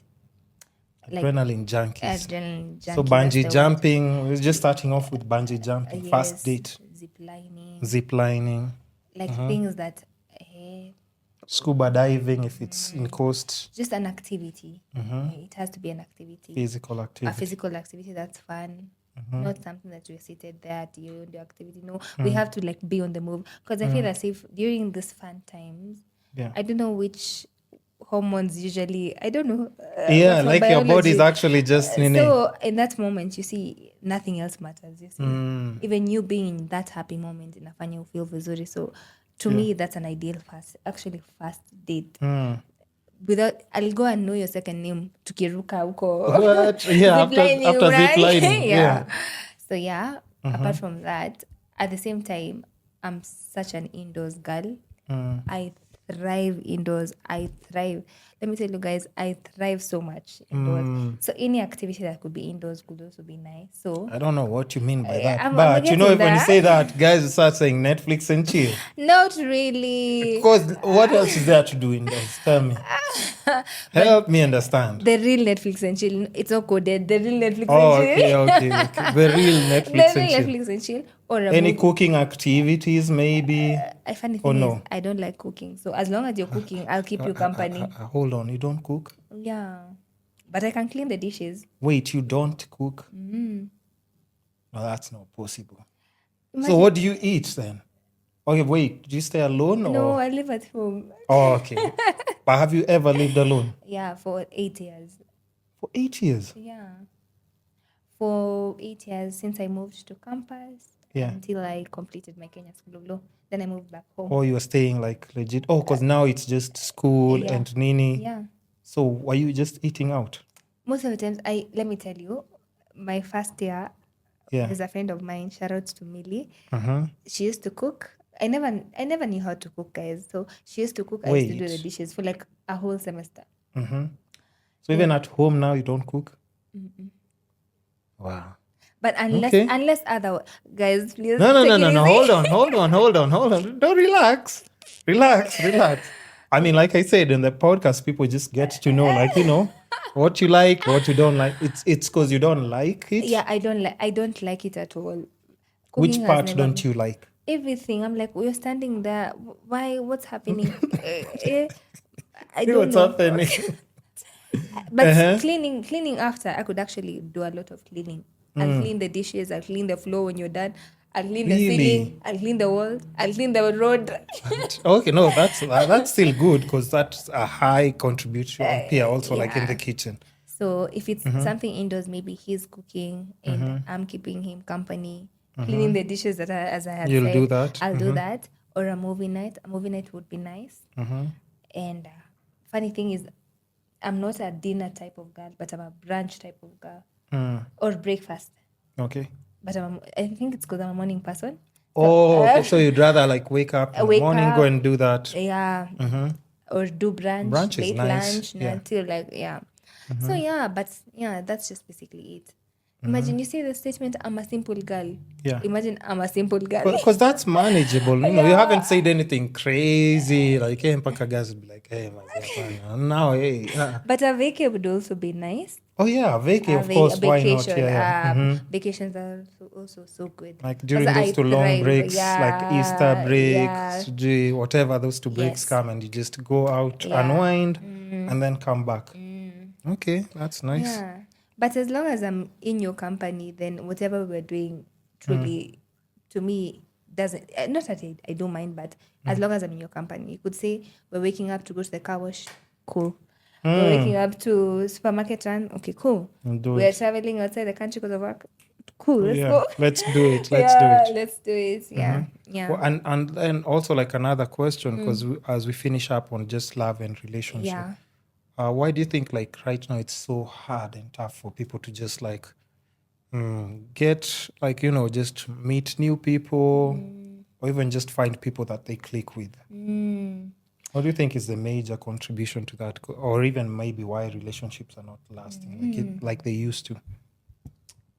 People usually say bring back the old romance. You see, the romance that maybe our parents or our great grandfathers and mothers, maybe the type of, I don't know, the type of relationships that are maybe stable nowadays, it's a man pursuing the woman. I could be wrong. Okay? Yeah, true. There's actively pursuance of the man. From the word go, I'm pursuing you through and through. And as much as I'm pursuing you, there's no one who's hindering me. There's no blockage. There's no circumstances of life. It's just me. I'm pursuing you from the word go. Yeah. And I feel as if also, I don't know, I could be wrong as well. Most of us as women, now we know what we want. Compared to a time where we could say, it's okay. But I feel as if we're actively seeking whatever we want. You're not settling for mediocre. Yeah, and I'm not saying mediocre in any form, but no. You actively know what you want. And if you haven't gotten that, then I think that's why you're not fixing yourself in that dating pool. But bring back men who used to pursue women, guys. Let's be honest. I think, and you actively, and I don't know whether people usually get what pursuing means. You're actively pursuing this woman. What's from actively? The word go. Because there's a thin line between stalking now and just because like for me, I'm the kind of person, like if you tell me like no once, like I'm gone. Oh. Okay. I just won't be there, because not in a bad way, because it's just like I'm looking at, maybe it's where I am right now in life. Yeah. It's because like, okay, I have other things to do, but I can try. Okay, maybe let's say twice. Yeah, but after more than twice now, I'm not stalking you. Yeah, and then but there's always that conversation like, but you didn't try hard enough, or you didn't show me that you were that serious, because you just asked twice and then you. Yeah, so I'm like, now I'm supposed to be like a stalker, maybe in a WhatsApp group like everyone. I even told him, but he's still not even. See. Yeah, but I don't know me. You see the standard that people have said, Nairobi hakuna mapenzi. I'm like, no, there is love. Love is everywhere. You see, there is love. There are beautiful relationships that are thriving so hard. Beautiful marriages. So why aren't you in one? Because spotlight on me again. Just say, not me. Just asking. So I think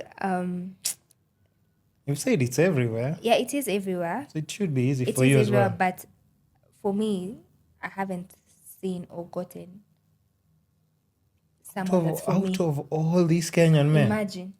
There is nobody who qualifies. There's a meme that says, the love of your life, are you cooking? Imagine. Out of all these hard-working men, nobody yet. No, it will come. It will but come. people do pursue you, right? There is no way. Your DM has to be like crazy, I'm sure. Your DM, so you're just rejecting people left, right, and center, and then you're like, Maki love, I'm just looking for. Yet DM is like if you call requests. Yeah? Let me tell you, when I get into a relationship, you'll be your first. I'll DM you on TikTok. I'm like, guess what? Yeah, finally. But yeah, I think I was still healing, by the way, from a very bad heartbreak. Yeah. So now is when I've got into that space of it's okay, it happened. Now at least I'm open to love, because as I said, one thing about me, I'm a certified lover girl through and through. Also, like when you love, you actually love. You know, just the way people usually told that, don't go all in. I'm like, why not? Because you're already like, why not? Why not? Yeah. So, yeah, I think now I'm in a space to accommodate someone. If it happens. If it happens. Okay. Not that I'm actively, if it happens, well and good. Yeah. Because right now, for me, tunnel vision, marriage. Oh, okay. Yeah. So it's not that it's just dating just for fun. You're trying to... Yeah, I'm trying to build a connection with someone that will go all the way to marriage, hopefully. What if somebody, because when you say that, and I'm always having that conversation as well, because I think also, who was it? Like another friend of mine who was saying that as well. And then I'm saying like, also that's a very dangerous thing to say. It is. To guys especially. It is. because, let's say I'm pursuing you, right? Yeah. Because I know you're beautiful and nini, and you've said you'll go all in, nini. But your tunnel vision for marriage, all I have to do as a guy. But you see. No, what I have to do as a guy. But you see, when I'm saying that's tunnel vision for me. No, do you know why? I'm asking that. You know why? Why? Let me just So? finish. Why? Because once you tell me that, let's say, I'm not saying me, like people who like playing games and stuff. All they'll do is like, they'll just tell you all you want to hear. Yeah, for sure. You know that. Tell you all you want to hear. 100%. Okay, sawa, we're serious, nini. And then you know what happens next. Yeah. Get pregnant and then this person's going to do what? Yeah. Bounce. For sure. I think no wonder still, I'm telling you, it's about people being on the same wavelength. There's also another maybe man outside there or woman outside there who's also in the same wavelength such that, for me, I don't want games anymore. You see, not that games in a bad way, but for me, if I'm for you, it's for life. But how will you know now? How will you know if somebody's the ring. No. But like I said, that people who can afford rings, right? You've seen people getting engaged or even doing weddings. And then after a year or two, they're not with that person. You've seen that, right? But also, let me tell you, proposals are done every year. Trust me. Let me tell you a totally different trajectory of the whole marriage thing and love and relationships and all that. I'm such a believer of God, by the way. I'm like, God knows whoever you're meant to end up with. And God knows why maybe previous partners didn't work out, or maybe why your partner had to move to the States ubaki peke yako Kenya, or vice versa. True. So for me, I'm leading in now, coming in, because I'm turning 27. I'm like letting God, you see. No wonder for me, it's not even scary that the person who I end up with will be my husband. The person who I'm So if God sends you a short person, and this is your blessing God from knows God. his stall. God knows. God knows. God knows for sure. He already stamped. Akasema, huyu.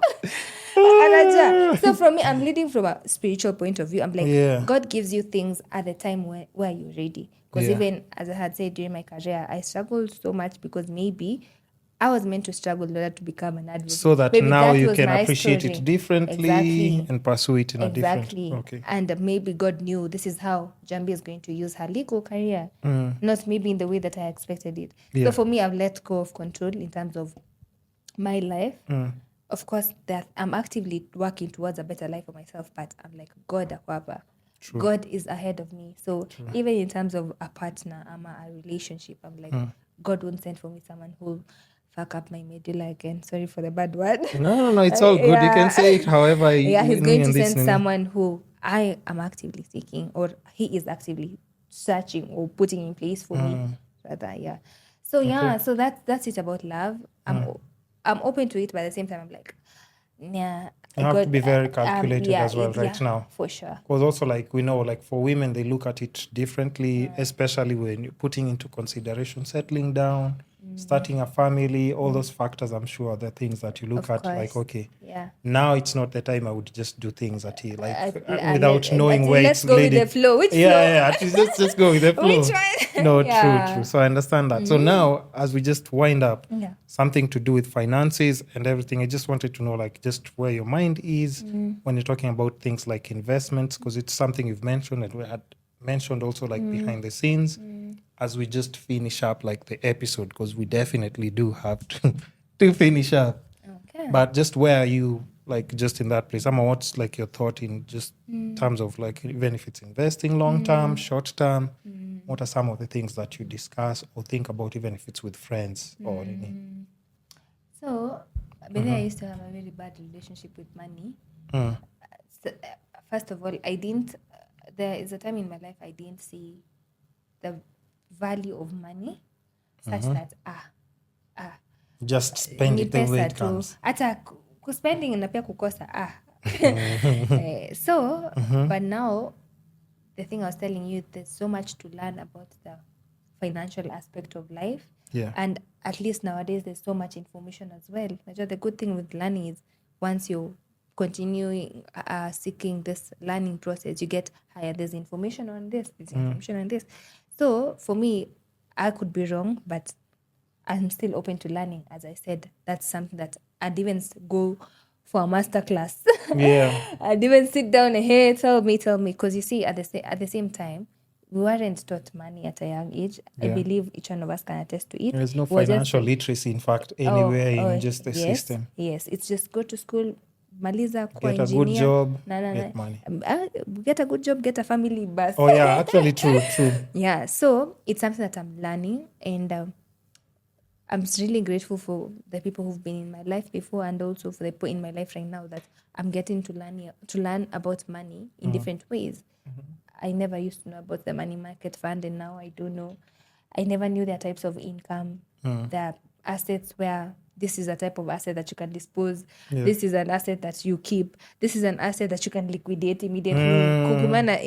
Yeah. So I'm still learning and open to it, such that maybe when I get this amount of money the next time, this goes to maybe We can put it in this investment. but since ni he weka hapa, unaona, he weka hapa. So and at the same time, also another thing that I was even telling my mother, the good thing is with investments nowadays, there's no one way ati kununua shamba pekee ndio financial literacy. No. Yeah. There's so many ways, of which I'm so happy, because that means if I have, for example, 10K, I can divide it into 5. Yeah. Yeah. If I have 5K, I can divide it maratano. Not just at buy land and wait for it to appreciate. Exactly. So that's the thing that I was even telling my mom about. I'm like, I'm so happy about, like, I'm so excited even about touching my next amount of money in whichever form, because I'm like, okay, nimetoa maybe this for maybe maintenance. This goes to maybe MMF. This goes to maybe a particular project I'm working on. Maybe I want to open a podcast. So I'm like, this money will go into a podcast. Then this, maybe there's some needs that I need to address. Okay, this. So, yeah. Okay. So, yeah, I'm still learning about it, by the way. And I'm so open to learning. I'm so open to deconstructing my mind again when it comes to money. When someone tells me, but this is another good way to go, I'm like, okay, let me try. At the same time, I don't have a negative relationship with money. I don't come from a point of, lacking. No, I'm like, no, it's a kuja. That's true. And it will meet me when I'm ready. No, that's good. Yeah. And even like, just as long as that's something that you're pursuing like actively to just know better about investments, that will, and I'm always telling people, because you have to understand, like, like as you grow older, you don't have the same energy. You want systems in place already that will just be able to feed you, take care of your expenses, so that, let's say, even if you have kids, now you're not doing the black tax thing on them. And because you're like, you want them to just enjoy being like kids and adults without really giving them like a whole burden. Paka now they can't even live their lives. Yes. So if we can change the narrative from like, how maybe old school people are living, why not? That's not a bad thing. But, investment should definitely be priority. Even if you find a partner who has that knowledge, that's a plus. That's a plus. Because, you'll be together as a unit. You want the two of you to be able to take off, to go for those vacations. Yeah. Do everything. You do your own spoils, but without running broke after a certain duration of being in the marriage. Because we all know the biggest factor that contributes to divorce, it's also The finances.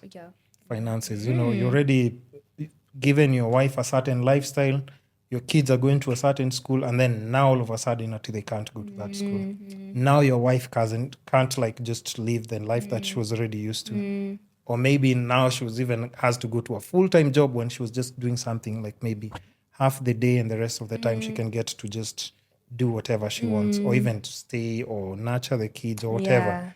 But, it's just different strokes for different folks. But finances should be priority to anyone who's out there.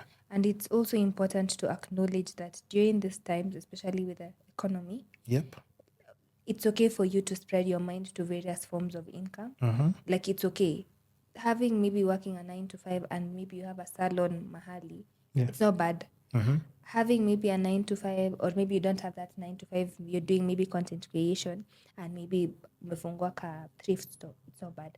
You have to know, like, as much as not everything is for everyone, I also believe everything could be for everyone.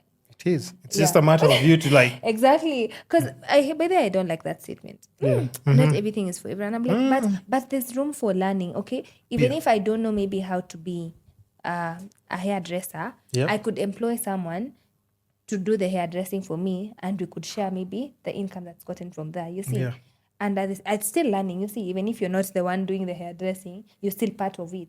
So people need to stop telling other people, you can be. Because even Babes, you can be. even a good example on something like that would be like, remember like, just even how the nail tech business had started and everything. Yes. Like a lot of girls were doing it and everything. And then you know how Kenyan men are. They're like, hey, she's making how much doing nails? How many male nail techs are there right Many, now and who they are do such a very job, good? very Good job. And actually even a majority of girls now will hear like my nail tech is a guy actually. Yeah. And he's the one who actually did. And then you're looking at it, you're like, what? So now you also have to understand like that's now what we're calling like now even adapting. It's like Ati can make how much having just 3? Yeah. And she maybe does her nails maybe like 4 times a month. How much is that? Calculated to like 50, 60 clients. Yeah. You're good to go. Good to The go. next thing you're opening your boutique, you're coming A for the whole launch. boutique, yeah, imagine, just like that. So Yeah. that's what we're talking about. Like, so 100. as much as that's something that guys were never doing, but now they're actually, even here, I hear like even just making like just even dreads and stuff. I hear Yeah. guys are actually really good at it right now. And the thing about side hustles or Yeah. main hustles, depending Side on kind way. of main that starts Yeah. even overtaking like even Yeah. your salary. Yeah, kind a of. friend of mine told me, even opening a podcast, that's a side hustle. Yes. Even you being a content creator or a It is a digital side marketer, hustle. when you're talking to people, you have to tell them, my side hustle. Yes. Or if it's your main, that's my main hustle. But on the side, I usually sell eggs. Yeah. Or I usually invest maybe in, I don't know, money marketing. Yeah. So it's important to have conversation about money. If there's a way financial literacy can be taught to Actually just young normalize people. it. No, Yeah. it won't be Tuongee. taught Ni because sawa, hata kama hakuna tuongee. you know why it's not taught in schools? Because now a country needs the workforce. It needs people to come and work in those departments and industries. So that's why it can never and it will never be taught, because now the country still need workers. So we can't all just be entrepreneurs who sijui living our best lives, sijui doing nini. The country still needs those people who are doing like all those conventional jobs full time. And that's why it might not be taught. But it's also just upon you, like, because it's not illegal to just go and find out that information that will bring in a little bit extra money, plan for your future, just, make sure your kids are good. And even, God forbid, if something happens to you, the people who are left behind, they're still, that's where like we have your life insurances and why it's important to pick your partner wisely so that they do not make sure you leave this earth early enough as you leave everything else behind for them. So, it's always just very tricky. But anyway, now we have to just finish up the podcast. Yeah. Definitely. I think we've clocked 2 hours. Can you imagine? But I'm a professional yapper, guys. But how is it? Put me on that radio. But that's the thing. That's why you need even like, if you've thought about podcasting, Yeah. I hope this experience has also like just given you a perspective and even just ideas on how you can be able to just do your own thing. Yeah, it was so nice, by the way. I actually enjoyed myself. Mm-hmm. I enjoyed talking so much. And I know this voice one day will open for me doors and rooms that I haven't even walked in yet in my life. So yeah, just share your story as is, no matter how beautiful or messy it is. Yeah. Share your story, talk about it. I don't know. There's just power in owning your story. You never know. Because it's yours, yeah. You never know the outcome of it. True. So yeah, don't be shy, guys. So now, yeah. tell the people where they can find you. If you have anything else going on or something that you want to plug on the podcast, whether it's a business or something, just let the people know. And even maybe a parting shot if you have advice for people who are just trying to navigate life right now. Okay, so as I had said, my name is Njambi Gathecha. I'm a humanitarian lawyer, an advocate of the High Court of Kenya, and a mediator. So if you have any legal issues, let's start with that. You can always reach out to me. You can find me on Instagram _Gathecha, on TikTok Njambi Gathecha, and on Twitter _Gathecha_. I also had a part-time business, Wardrobe by NG, which I'm working towards something. I used to sell clothes, thrift clothes, but I'm working towards something. And yeah, so if you also want me on your podcast, yes, definitely reach out to her. If you also do any form of clothing and you want someone to model for you, I'm the girl for you, or jewelry or anything. Yeah, find me on social media. Yeah. Hey. And it was nice being here. It was nice talking about my story. I hope you've gained one or two things from what I've said. And the last thing that I can wind up with is find yourself and find your community, and everything else will fall into place. And center God in your life. If you are a religious person, center God in your life. And center God in your life through everything. And can I shout out my friends? Shout out to my friends. Yes. Shout out to my friends, Fiona Yeah. and Jennifer, and every other friend of mine. Shout out to my family, my mom, my brother, my sister, my nephew. Yeah, shout out to them. Shout outs to everyone. Shout out to me, by the way, for being here. Yes. Yeah, so that's all for my end. Thank you for coming through. I really appreciate you because, I definitely just brushed through your profile and I was just like, I think that's how I like picking my guests. And I always just pick people who are still growing and they're pursuing something. And, I always try and kind of say like, I'm seeing something in someone maybe before they see it. Yeah. And I hope that's something that in the next 2 or 3 years, it will manifest what I'm thinking. So, don't disappoint. I won't, for sure. You can hold me to that. Because now I have to be in the podcast again. It's like, guys, you remember the person I hosted, Nini? I'll be pulling up in my G-Wagon. Imagine. Yeah, that's what we want now.